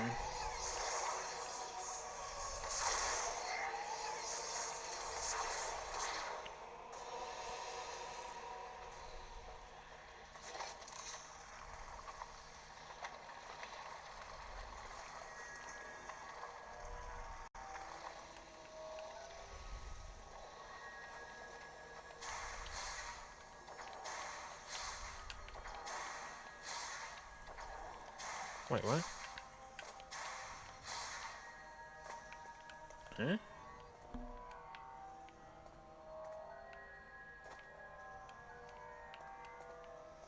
Huh. Although, I don't think this helps me. And I can't see a thing.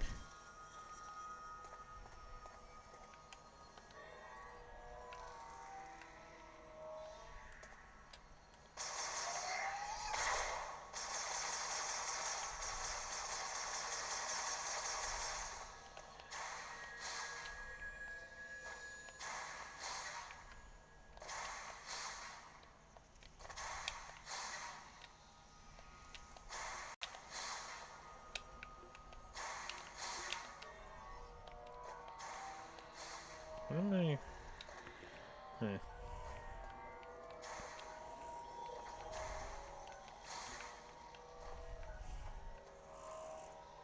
Hmm.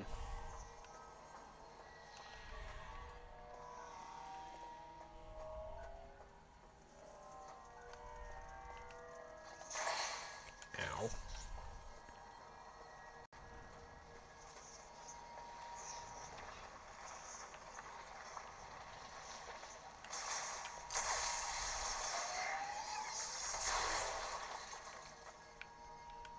No.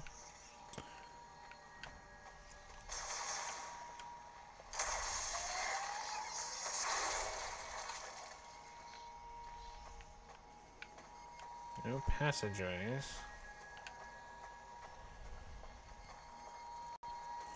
Hmm.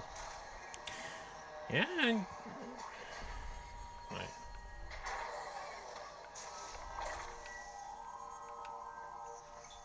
Oh, it's just a parasite, or not a parasite, whatever you're called.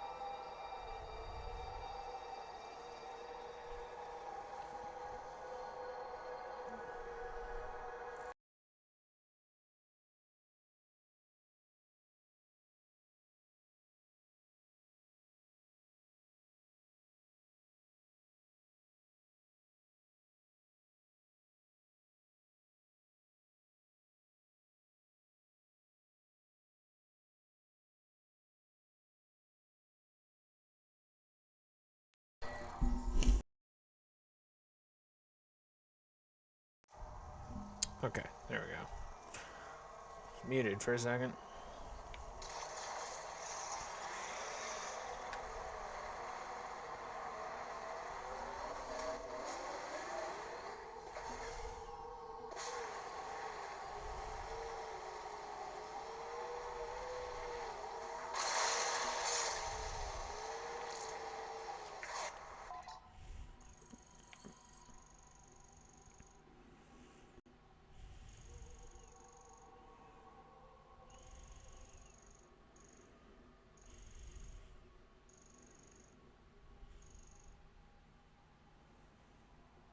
Nice blocker.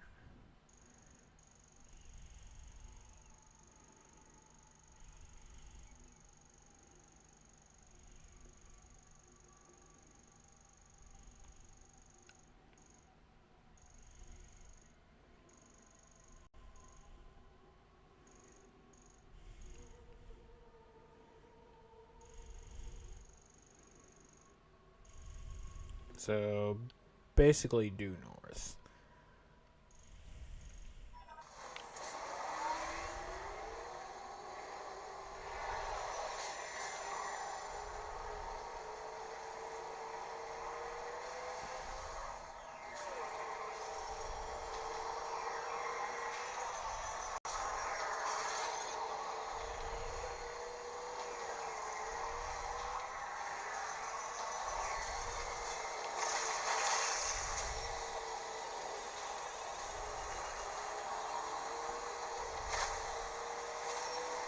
Yeah, it's like a chakram.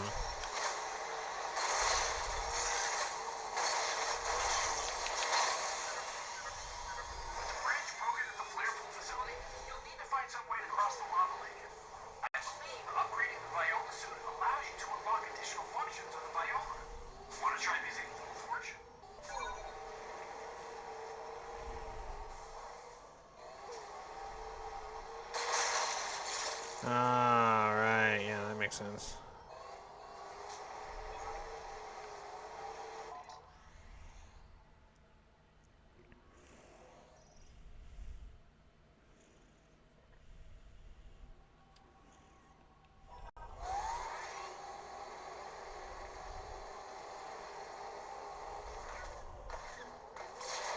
Oh.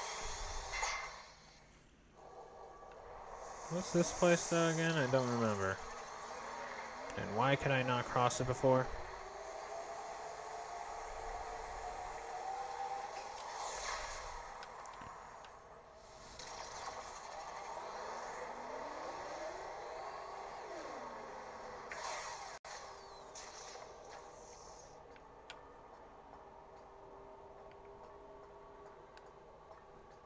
Ah, yes. Probably need the Viola upgrade for that as well then, huh?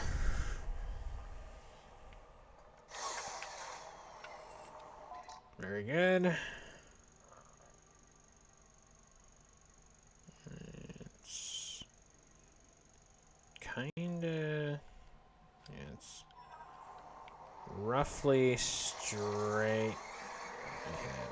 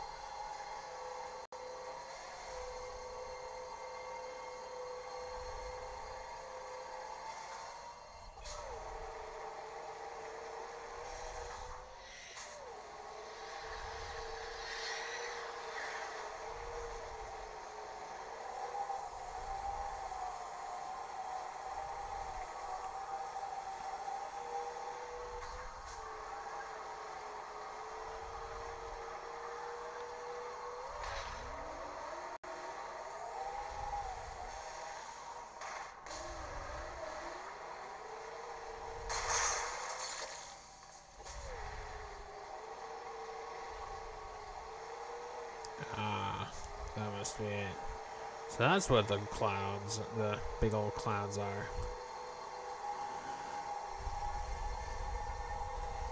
Never put that together.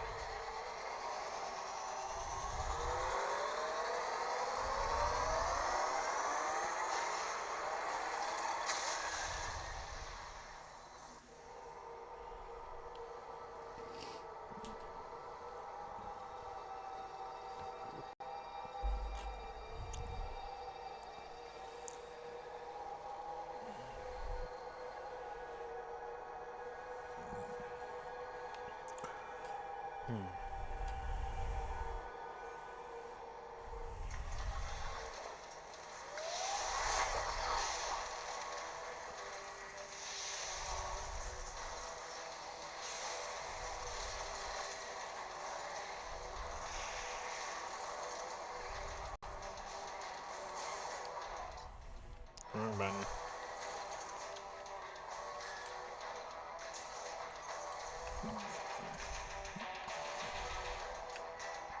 Aha.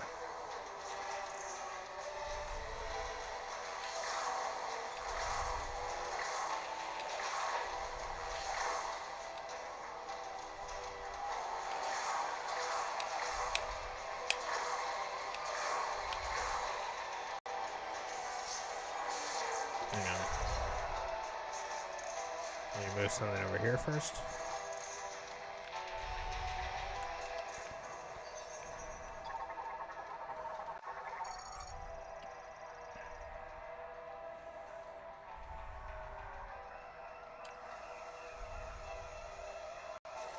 Oh, there's another one.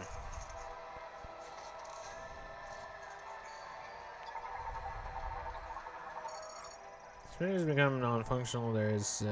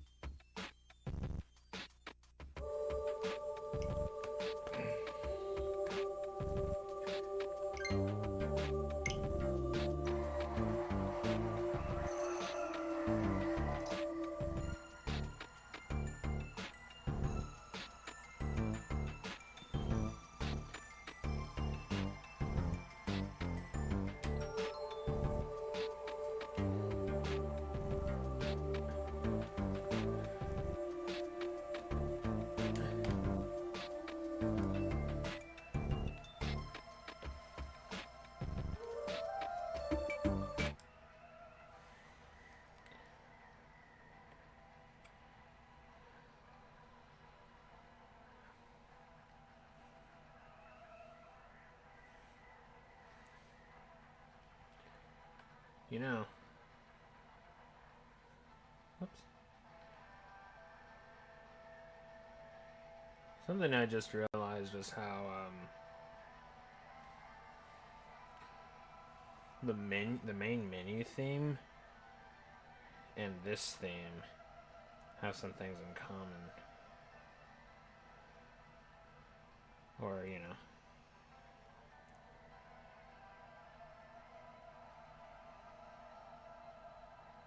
Interesting.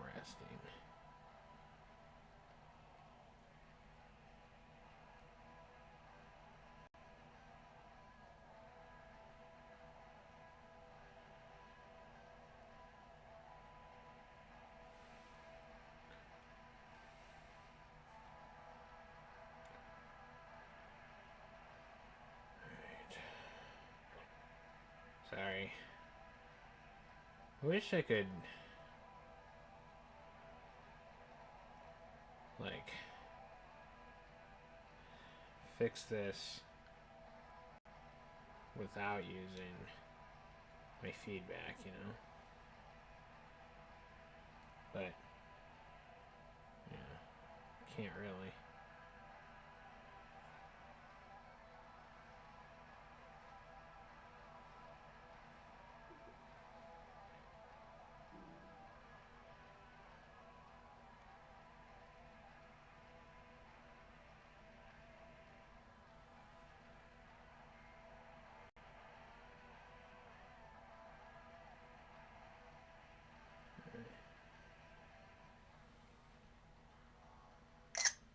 That's not what I meant to do.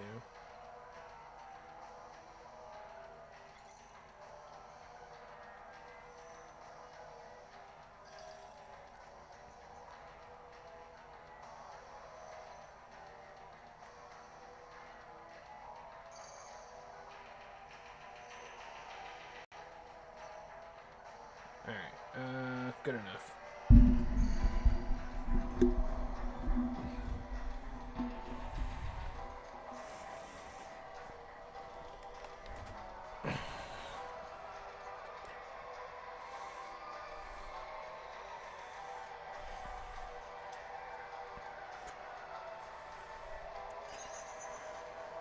Okay.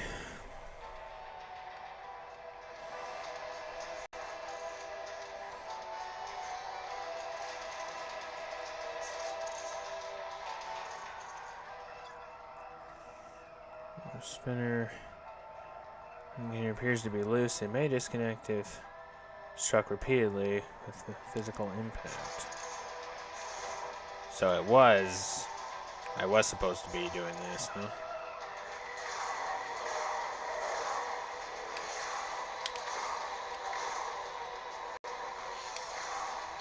Just battering ram it.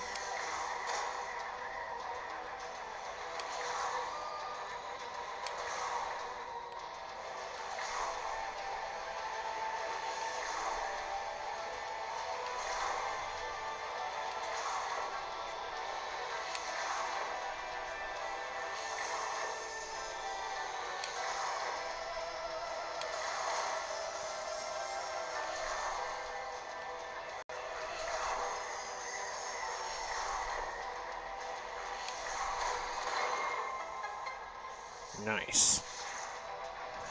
Oh. Who woke us from our nap?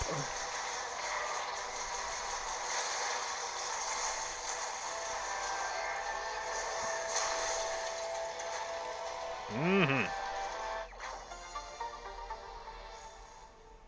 Alright.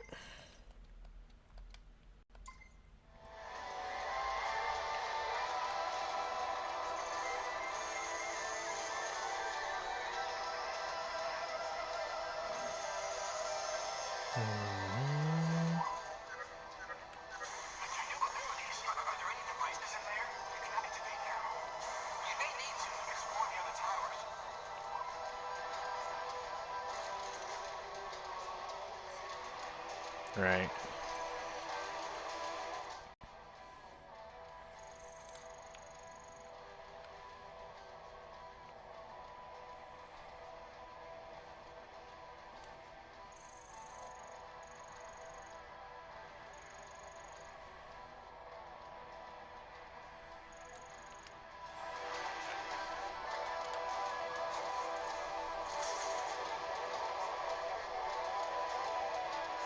right now.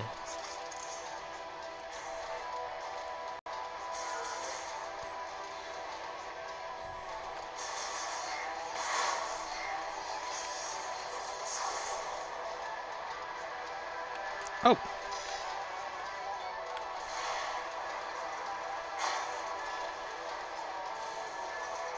Aha!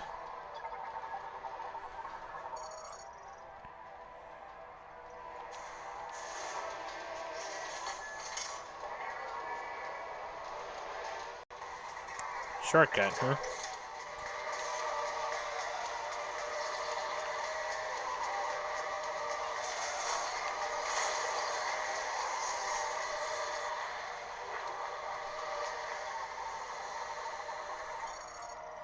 Mechanoid flight drone. Did I scan these before? Flying mechanoids produced as an experiment by the Vehicle Factory's Administration AI. They are controlled by a separate management unit. Flight drones are multi-purpose mechanoids and were formed as an experiment by the factory's administration AI, equipped with an enhanced iteration of the scanner drone anti-gravity engine. And they also remind me of the Psycho bits. Flight drones have extensive movement freedom, even at high speeds. They lack independence, with all behavior directed by a separate control unit. They are unarmed and able to remain in operation as long as they stay in areas where electricity can be freely absorbed.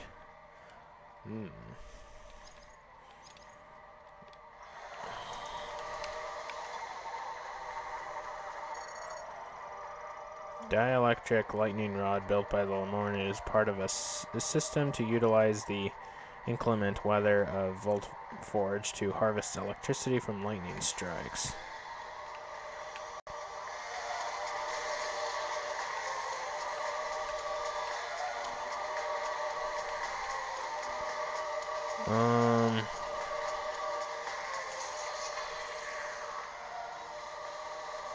Oh, is that a grapple point? It is. Okay. Can't use that just yet. Oh! Okay, well, it was still... I was still rewarded for coming here anyway. Thank you, game. Nearing 100 units of shot ammo.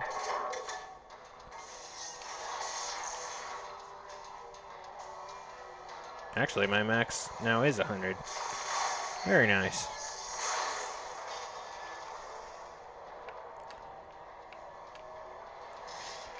Oh. Well, it wasn't a shortcut after all. It was just a different area altogether.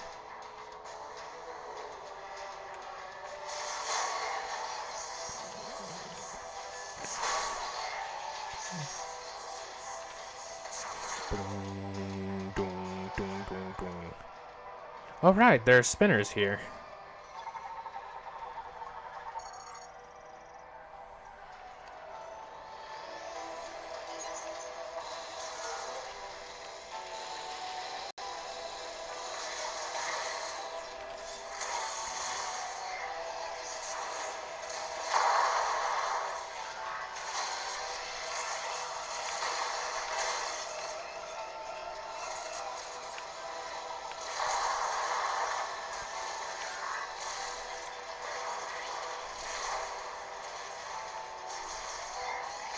Oh, it's alright. You actually didn't really miss much at all. Part of it was me on break, actually, so you're fine. The only thing really you missed was me realizing that I was given the hint that I was supposed to go back to Volt Forge. So.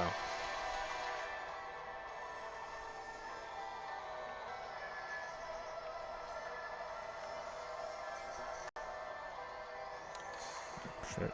Oops.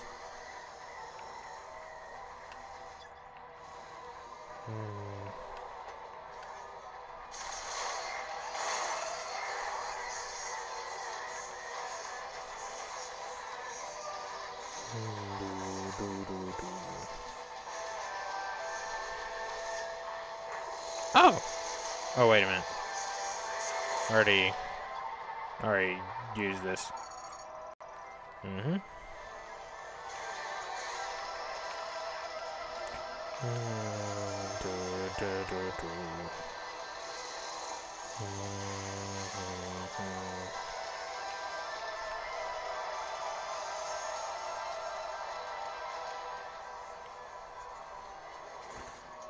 Reminds me of the little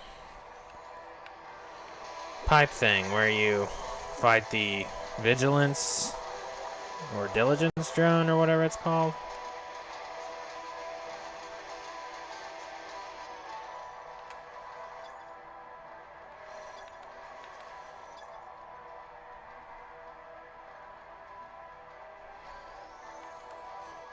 Speaking of which, how do I even get in there? Wait, hold up.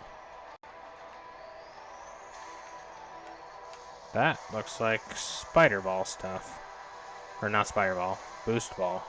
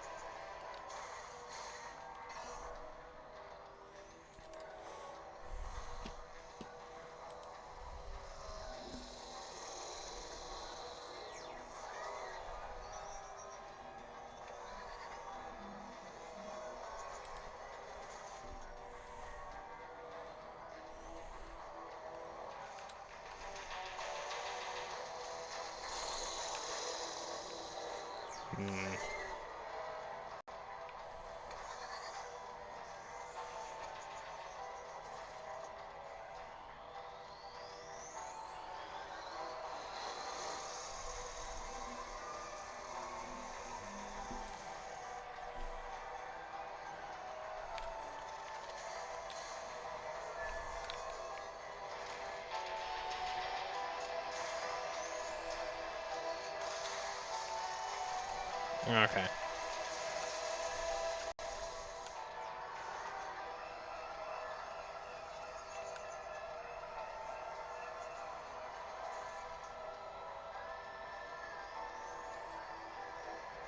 Yeah, that's definitely some boost ball shenanigans, but how in the world I even get in there? What is this? Right. Break if hit with several explosive impacts.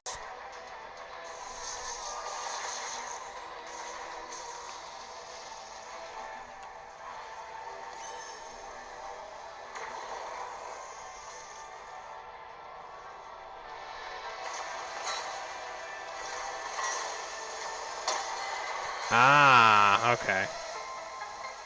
It was as simple as that, was it? Although, I wouldn't have been able to go in here earlier.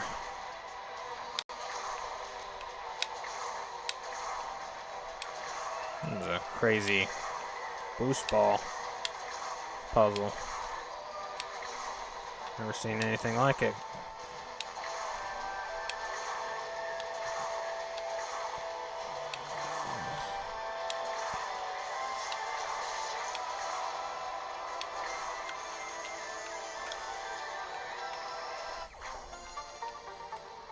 Yay!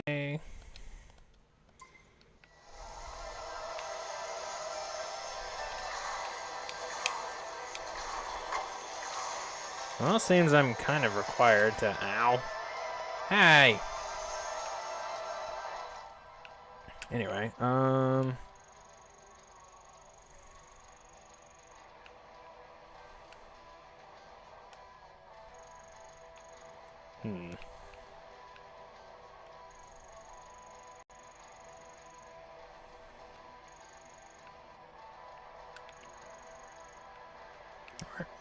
Where am I?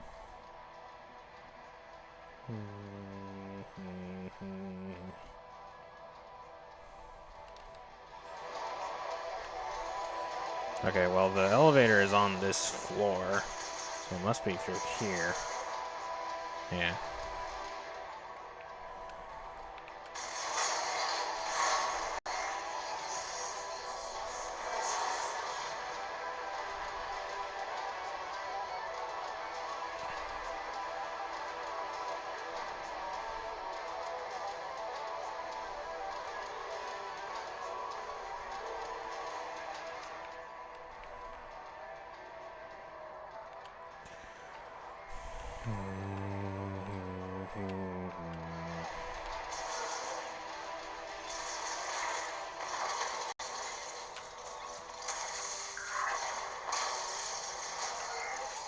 So quickly swapping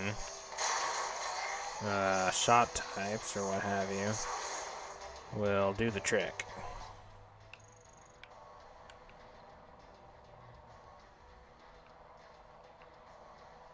Finish them off real nicely.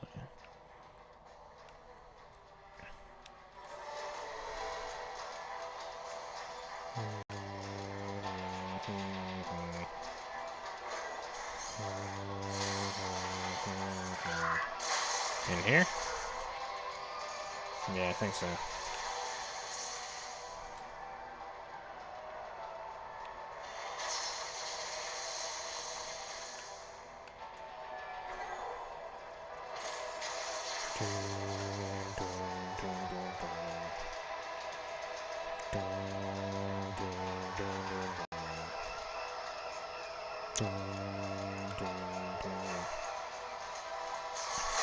Well, it's now my sister Katie's birthday today.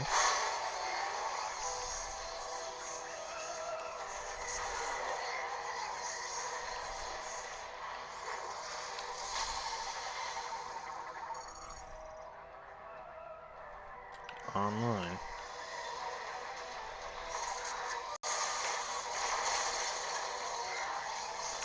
Oh, you survived that, did you? Or did you?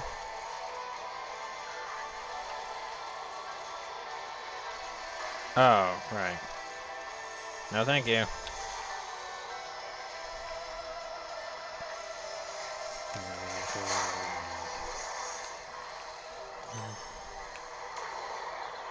Just cause.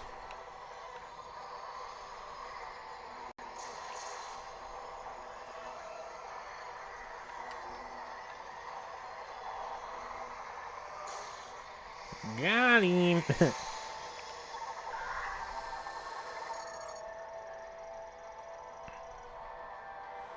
Metals are molecularized and instantly bonded to build each part layer by layer to match the provided 3D data. After inspection, parts are moved to the next stage of manufacture.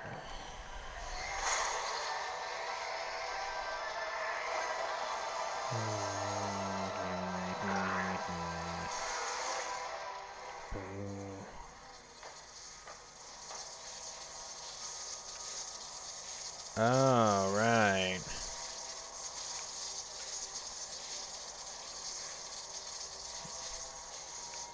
So that's why I couldn't continue. Well, this is a wasted trip.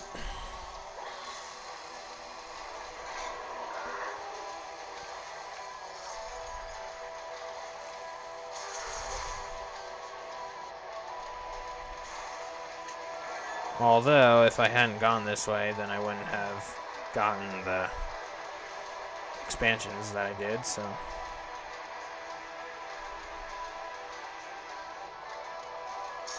I have the lasso, but not the grapple.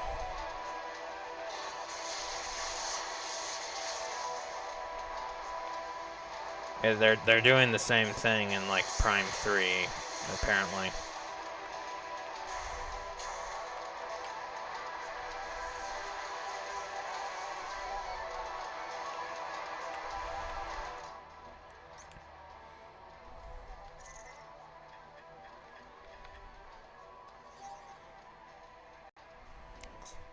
Exploration sport ability that can physically pull objects using a rope-like ribbon.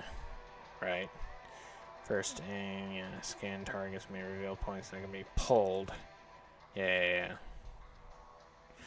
They're doing they're doing the same thing basically that they did in Prime 3, which is that the lasso and the grapple swing are two entirely different things. Which is kind of a distinction that didn't really make the most sense to me, I don't think. But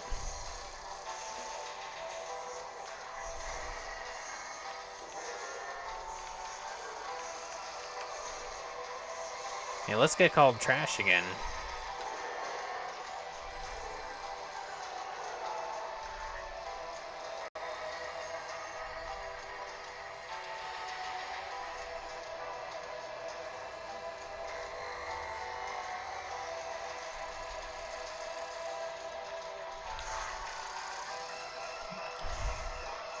Sorry, too small. Throw it back in. Anyway. Well, you know what they say. There's plenty of fish in the sea. I somehow turned that joke into saying that. Oh, it's like, hey, I was fixing that door.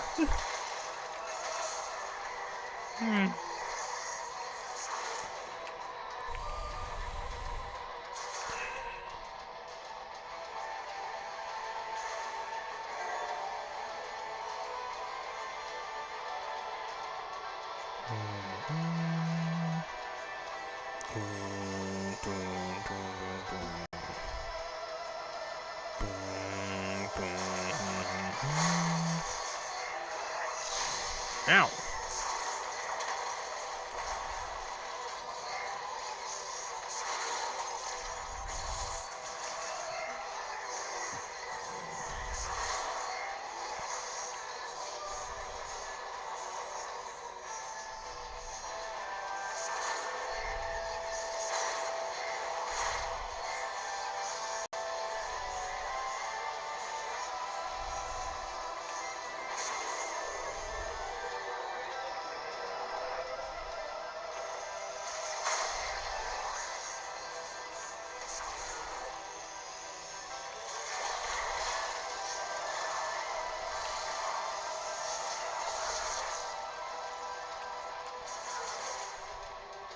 Also, that may be the first time that something has specified when scanning it that it will be destroyed if you hit it with multiple, like, missile impacts at a time, like, versus simultaneously, like with a secret missile situation.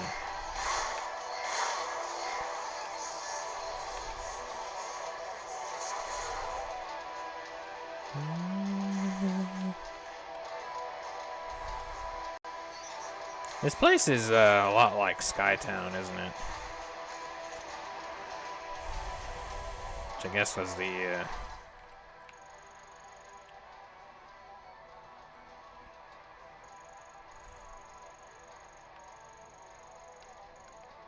suppose might have been the intention.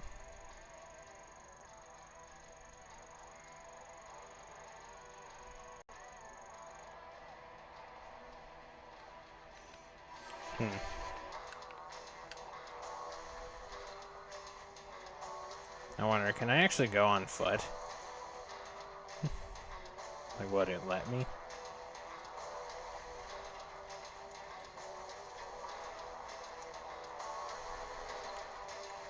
Oh, hey. No. The answer seemed to be yes, but it's just way more convenient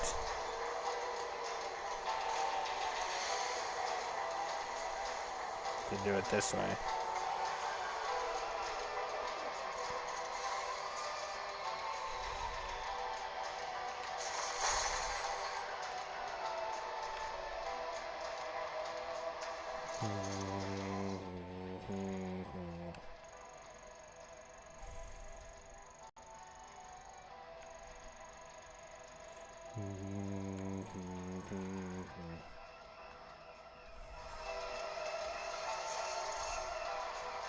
Oh. Wait. No.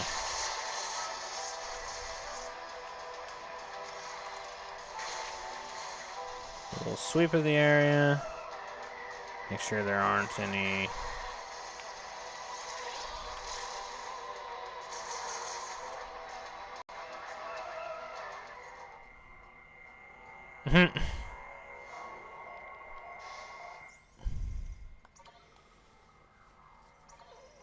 Yeah. Prime 3 was like...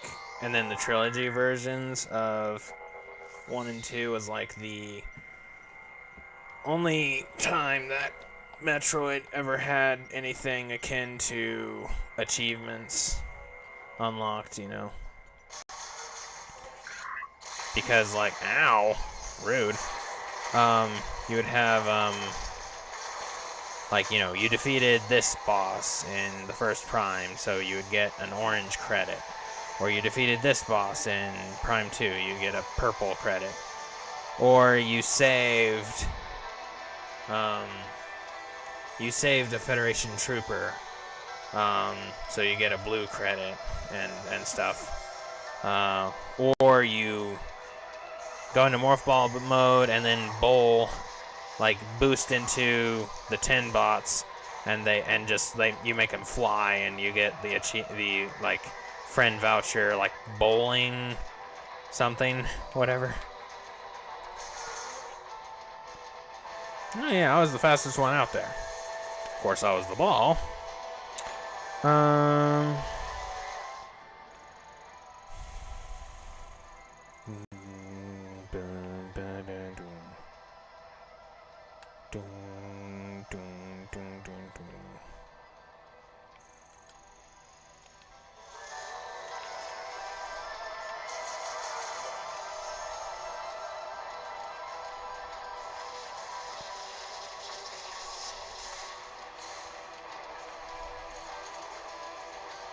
Wrong button.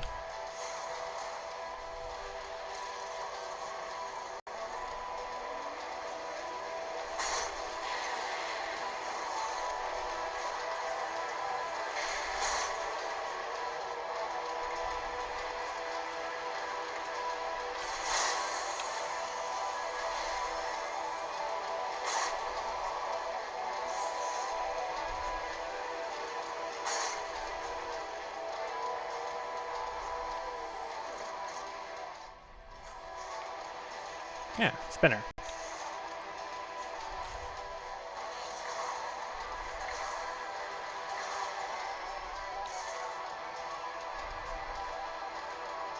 Wait.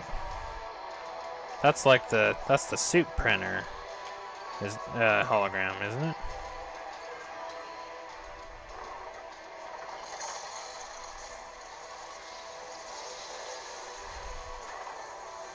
Oh right. Well, this isn't the white suit, is it? Already?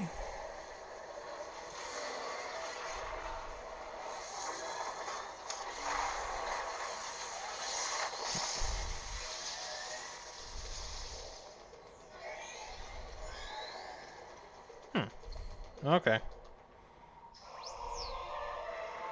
Right, yeah, I remember IC mentioned, yeah. Suit upgraded with increased resistance to heat from molten rock enables Viola to transform into Viola IC mode automatically, which allows it to travel over magma and lava. Right, because I do remember it mentioning that, but I thought I was having to find an upgrade for the bike specifically, but no, it already had that ability. It just required me to have the proper gear. Okay. That was that was easy, kind of. And then I run into, I don't know, another Silex Cybot or whatever. What's that? Oh, okay.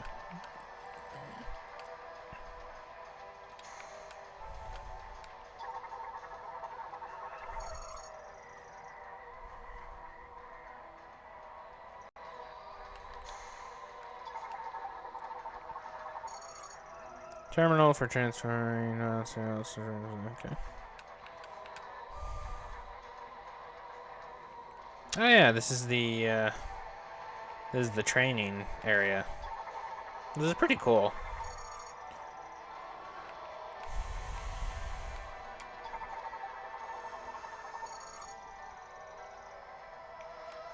Where I basically get my license, you know?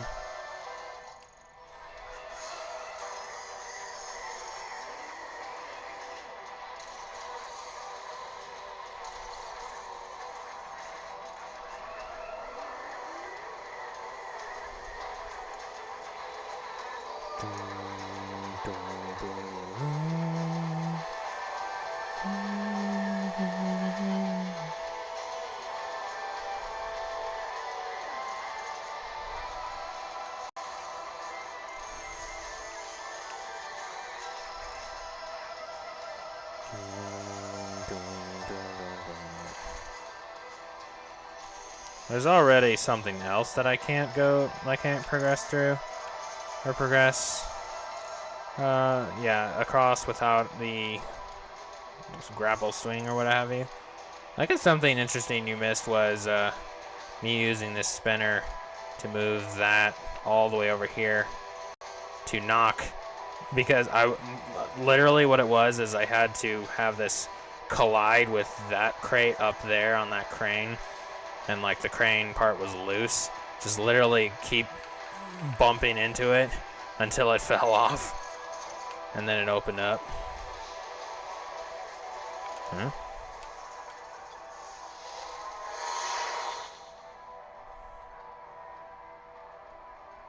Wait, another flight drone?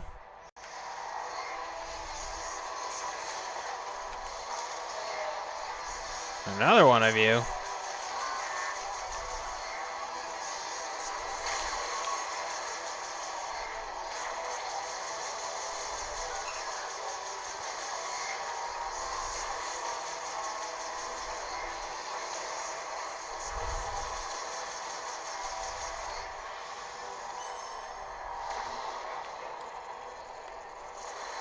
Ah, shoot.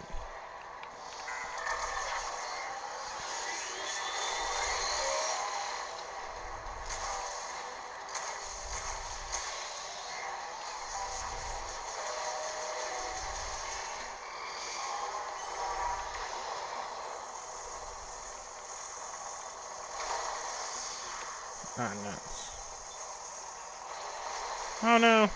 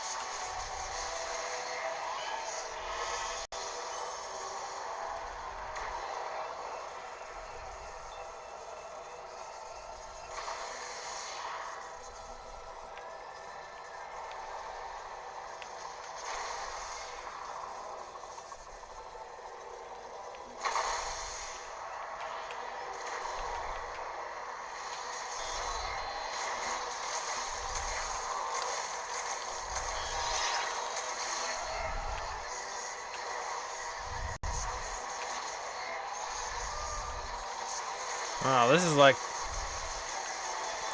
ain't like the, beetle, like the plated beetle in Prime. This is just, like, kind of straight up a repeated boss. Only,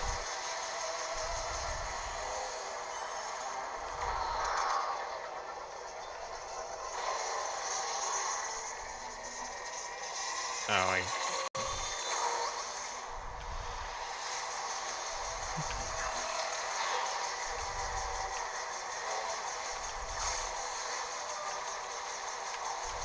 yeah, I have.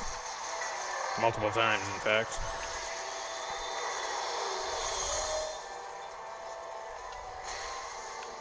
Wow, it's going so fast that I can see it still moving.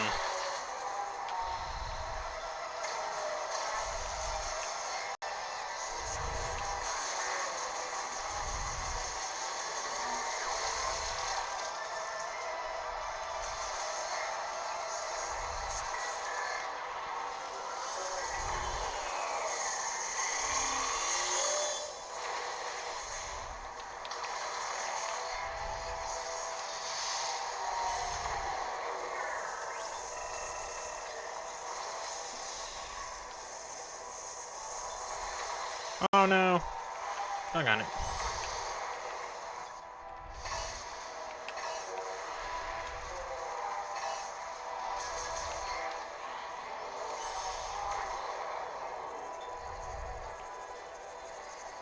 That's a long way.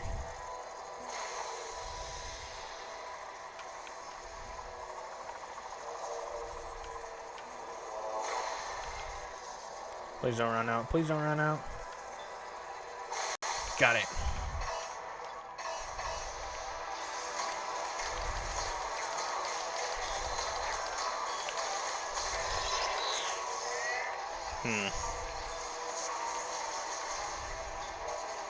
Maybe missiles.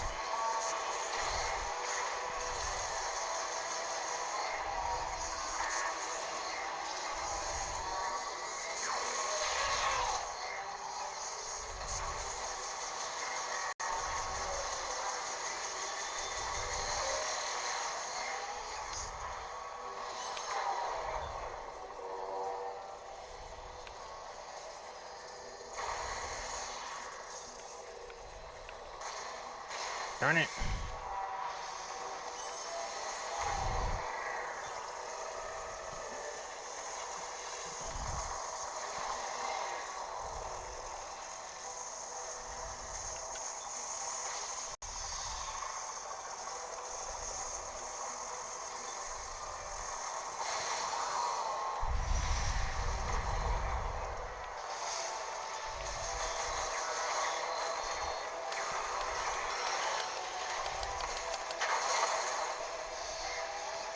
Okay.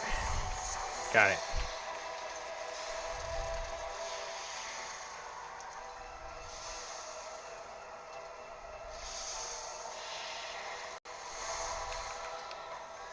Still rather...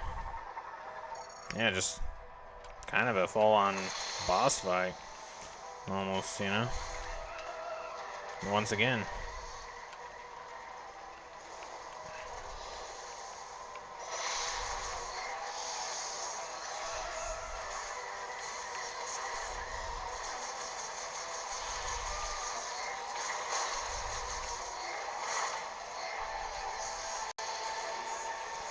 I mean, I guess it was still kind of a mini boss, but... Yeah.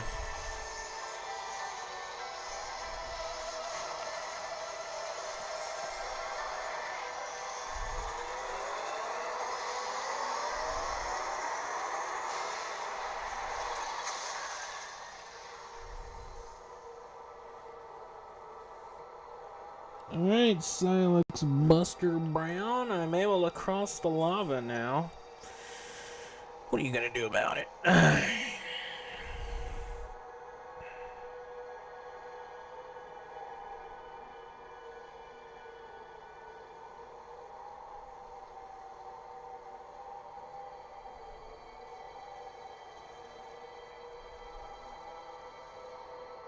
Don't tempt him.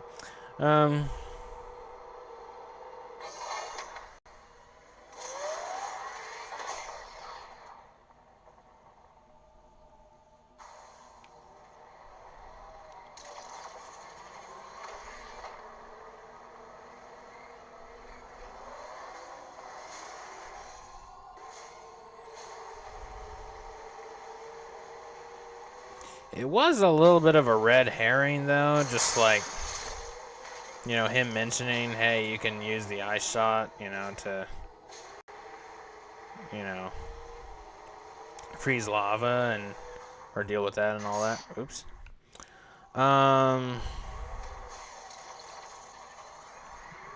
So, you know, naturally I thought I was supposed to go back, you know, but, to the lava area, but only to realize I was actually going in the exact opposite direction of where I was supposed to go. That is a little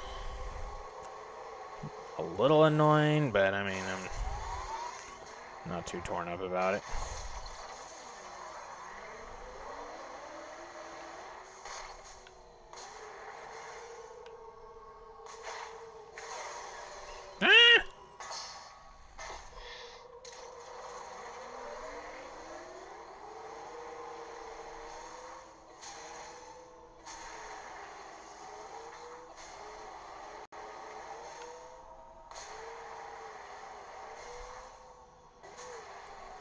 So it is.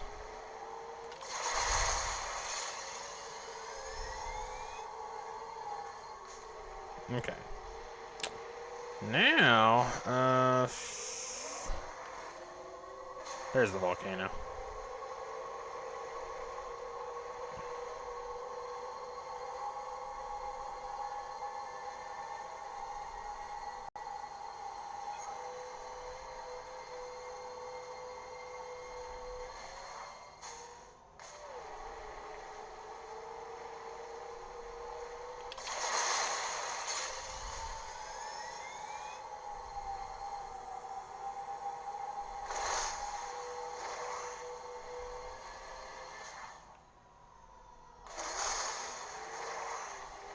Yeah, that is nice that, it, like, where once green crystals were, now these, like, just regular old gray ones will be. And they will give you items, like health and stuff.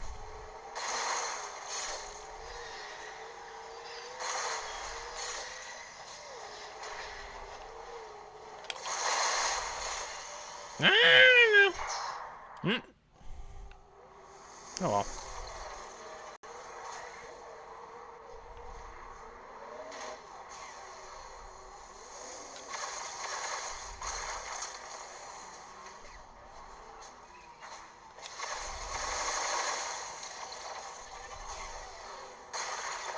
Mm.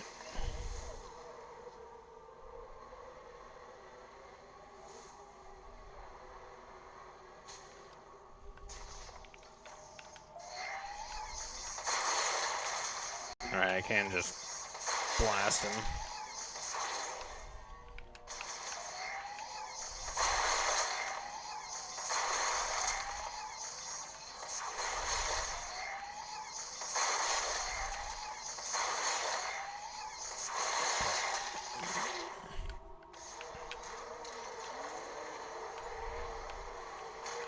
So that's it then. I'm finished. I'll die down here.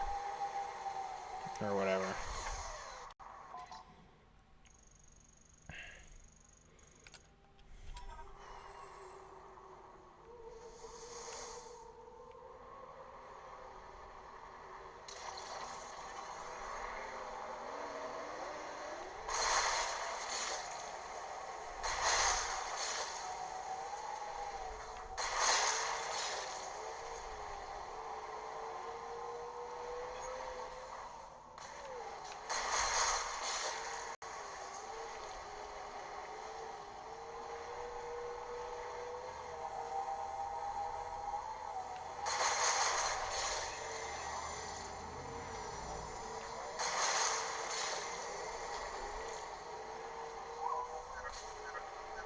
Looks like your Viola Sim upgrade changed the functionality of the Viola itself.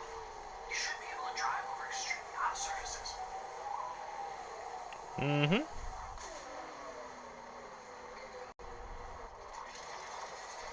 Way ahead of you, my guy. But only a little.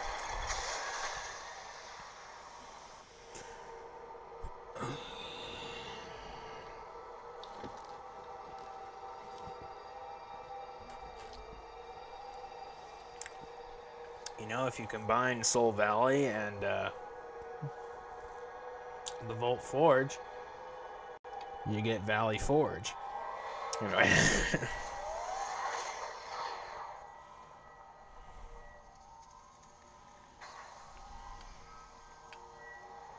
Okay.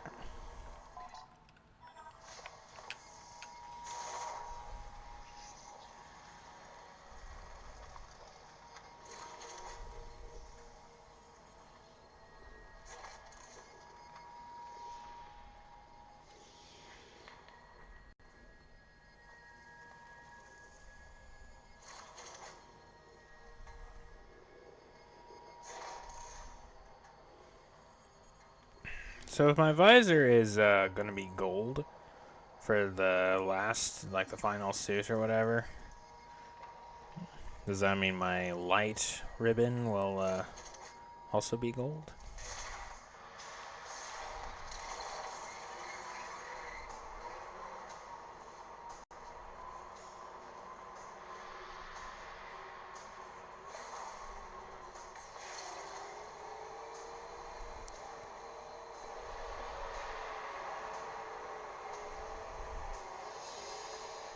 True.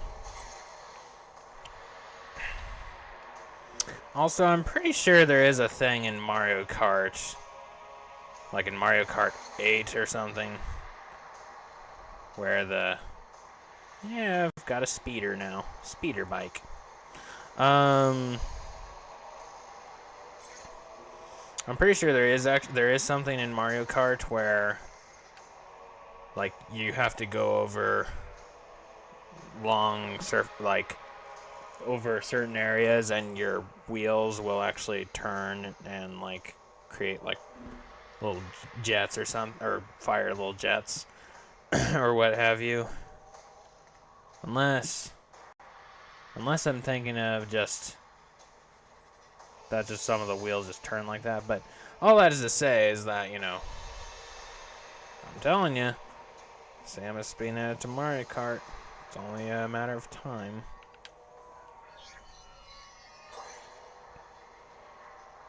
Ah.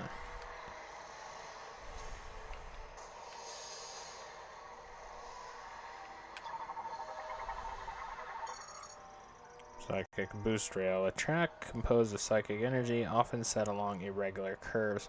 Once materialized, they can be traveled using the psychic boost ball. Psychic boost rails are tracks of psychic energy for carrying objects between two fixed points. First, they must be materialized. Then, by activating the psychic boost ball at the track entrance, they provide high-speed transport to their terminus. But because these tracks are set along natural flows of psychic energy, natural? Okay. They often follow irregular curves. Note that even if materialized, they cannot be traveled without the use of a psychic boost ball. So noted.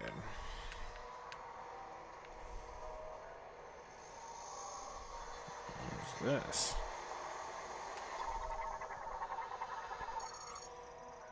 High pressure lava pump pulls material from the lava lake to send to the main pipe. Special alloys make the pipe highly resistant to extreme temperature and pressures.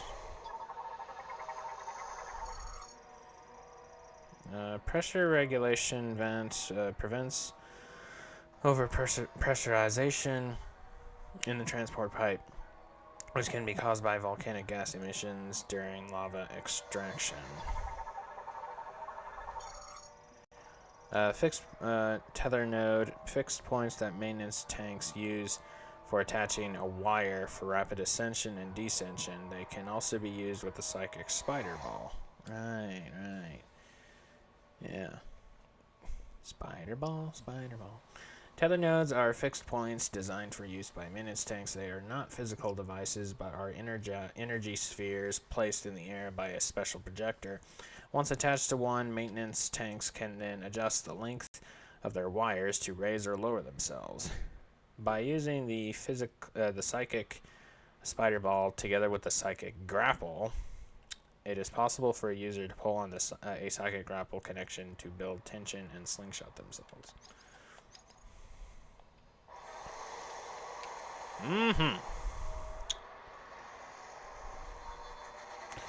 Little innovation of how the spider ball works.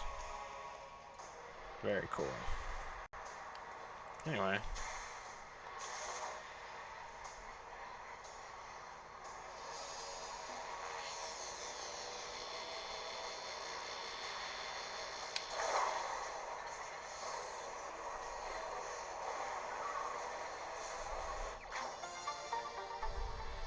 Ah, okay.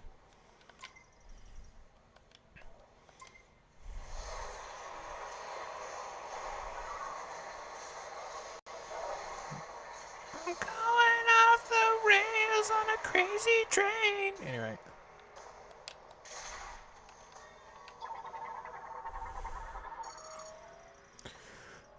Access prevents workers from entering the hazard zone while the energy diffusion cannon is active. Unlocked during maintenance.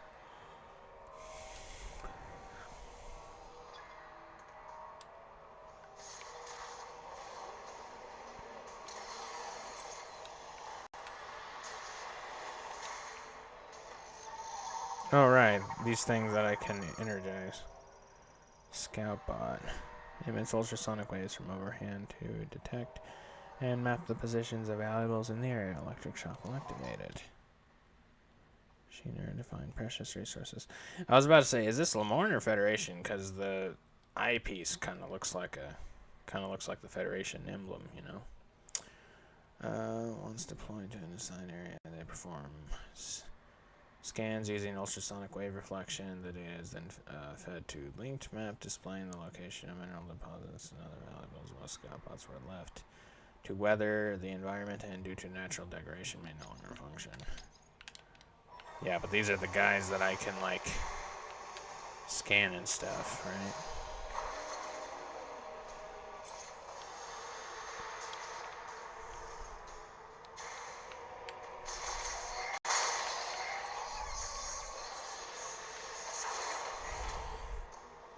And I suspect we'll encounter Silex at some point because of that one cutscene of him in some kind of thing that is flying or whatever, and he busts out and escapes, and in the background you see like lava and stuff. So elevator recall terminal, elevator activated to operate, touch the hologram. Right.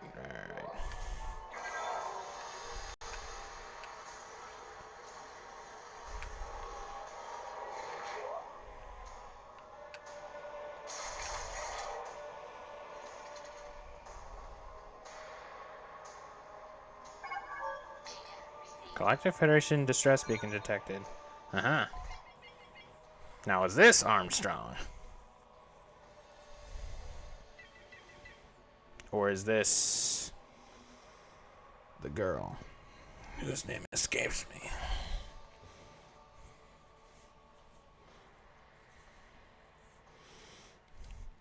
Like, I think I saw the name maybe once,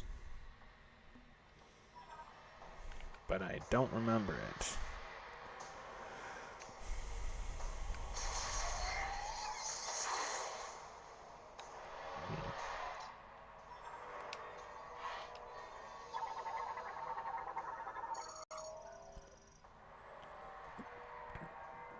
Flammable.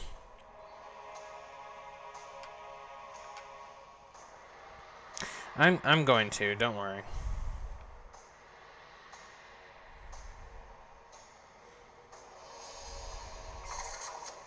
I mean, for my own sake, I'm like pretty sleepy, so. Highly flammable in a place like this.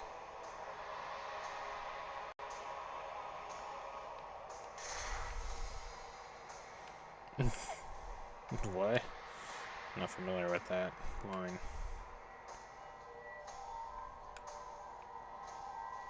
Oh, from The Incredibles. We can't keep doing this, Bob.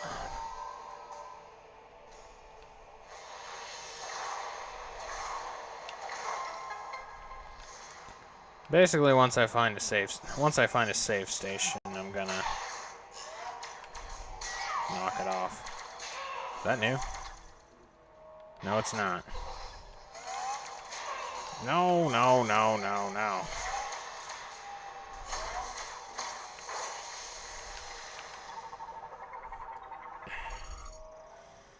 Ventilation system, main power supplies power to the ventilation system, including the cooling fans currently operational. Yeah, that's a solid point, I guess.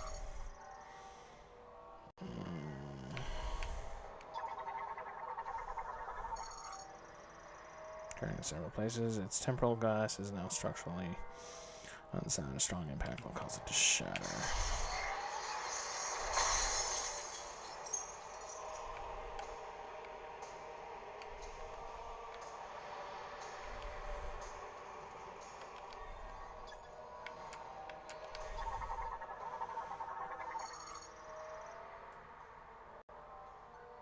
Okay.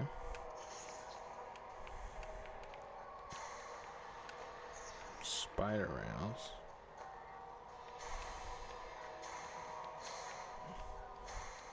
I think I remember you mentioning something about that. Me personally, no, but I think think I remember you saying it's like it's... Well, I don't remember how you described it, but...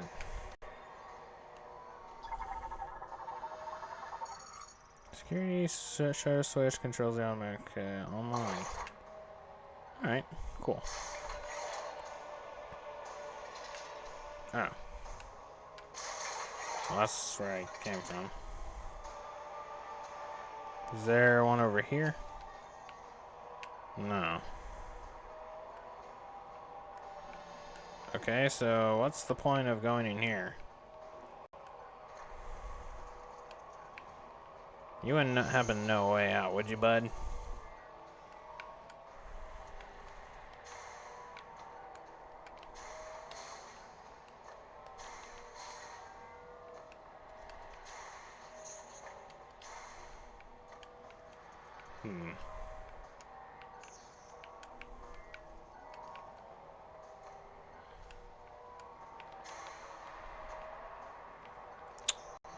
Okay.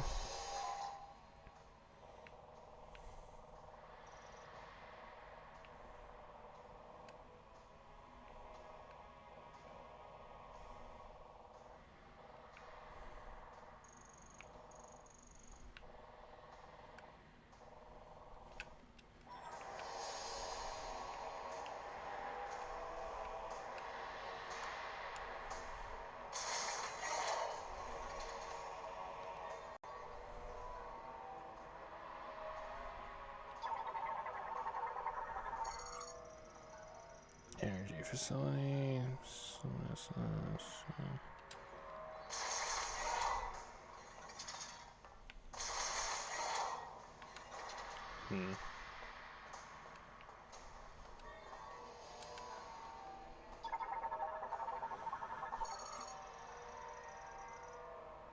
Main lava transportation pipe routes collected lava from the suction pump to a separator. The observation windows are made of heat-resistant tempered glass.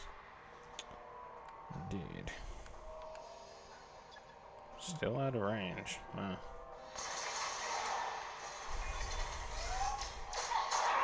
Ow. Oh, did I not go this way? Maybe not. Wait, yes I did.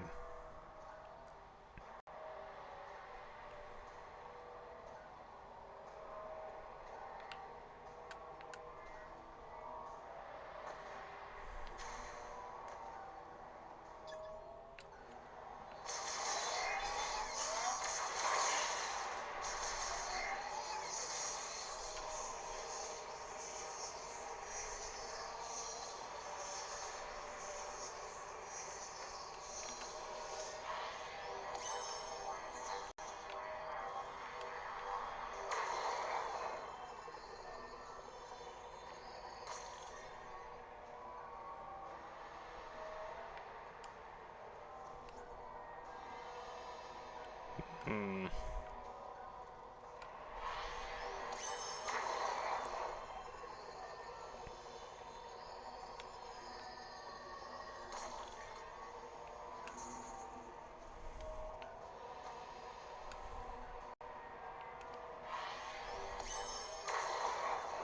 Hmm.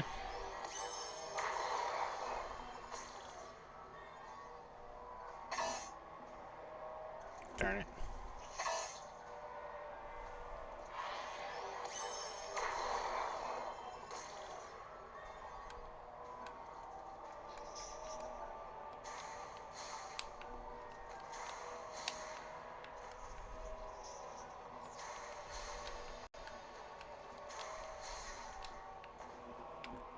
Oh!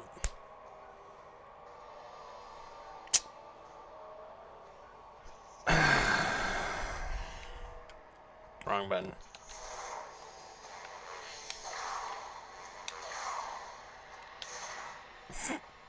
That was it. Oh, man. Boy, it's been a while since I've played a Metroid Prime game, huh? Just ventilation system.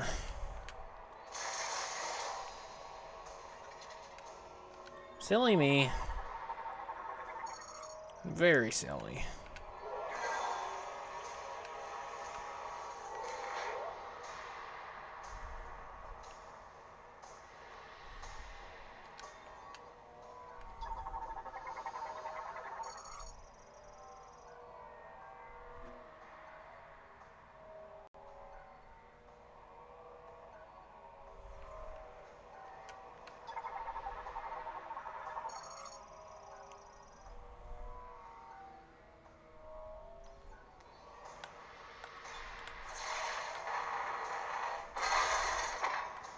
Hmm.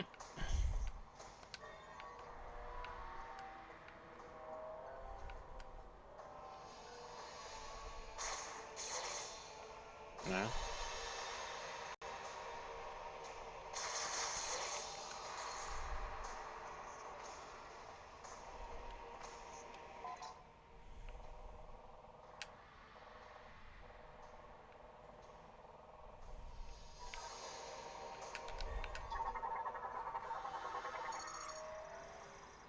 Fortunately, I'm off tomorrow, so I should be starting earlier. So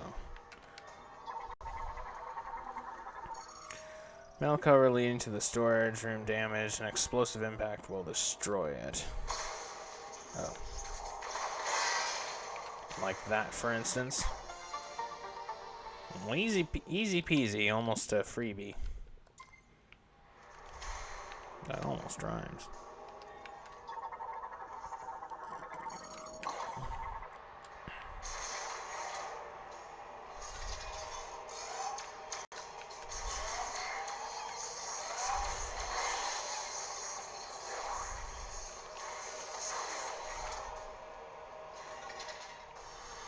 What? We're here? Oh, okay. So I just... Okay. Alright. So I just... Open that up then. Making navigation easier.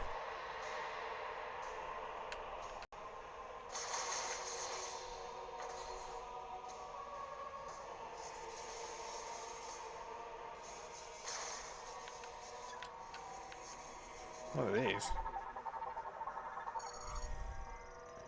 Scanner bot houses an AI that automatically inspects cargo delivered to the facility. An X-ray scanner generates a three-dimensional analysis of a target's interior.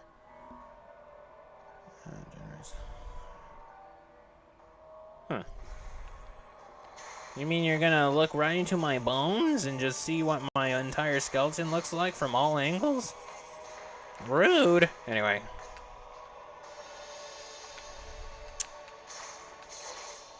Yeah.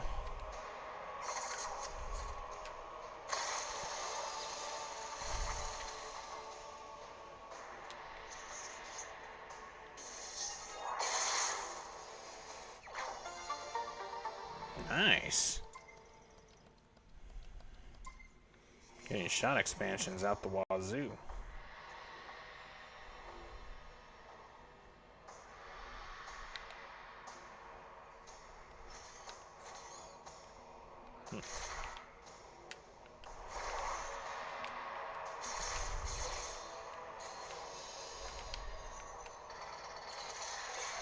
Oh boy.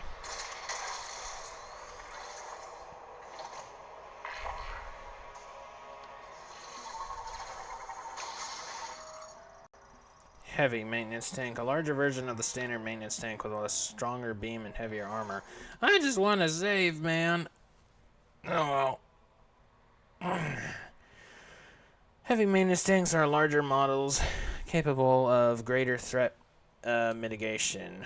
Along with a more powerful welding beam, they are also fitted with reinforced armor. Their beam emitter can rotate 360 degrees as well, making them more effective when facing larger groups and faster targets.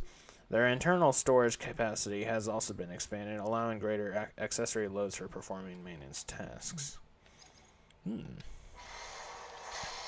Indeed.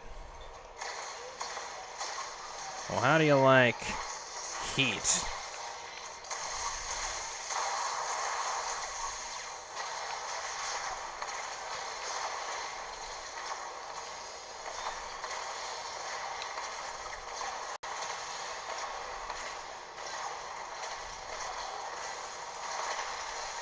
Oh yeah, I think I remember seeing that in some footage.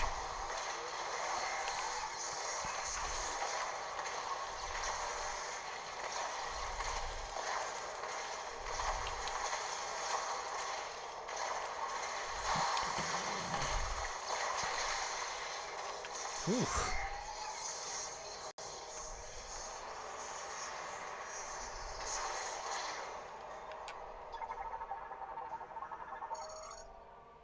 Save station! Or not. The Morn processing tank prevents solidification and manages composition of lava extracting green energy. It is made of tempered glass.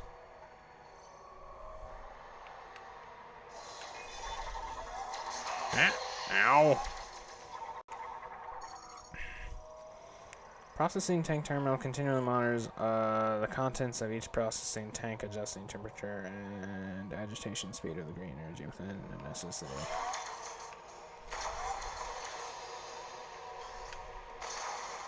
Haha! Nice. So that's how you can...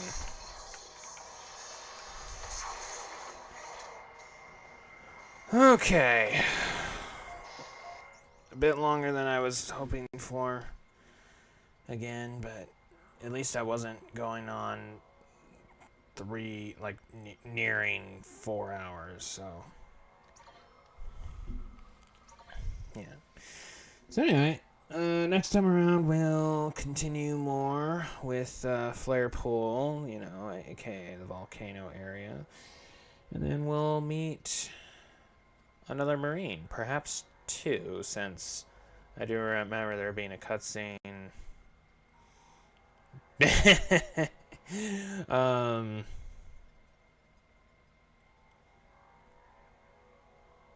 Wait, what if the reason it looked like a bomb going into the sky, what if it was because it came from the volcano? Actually. Especially since there's that weird tower thing.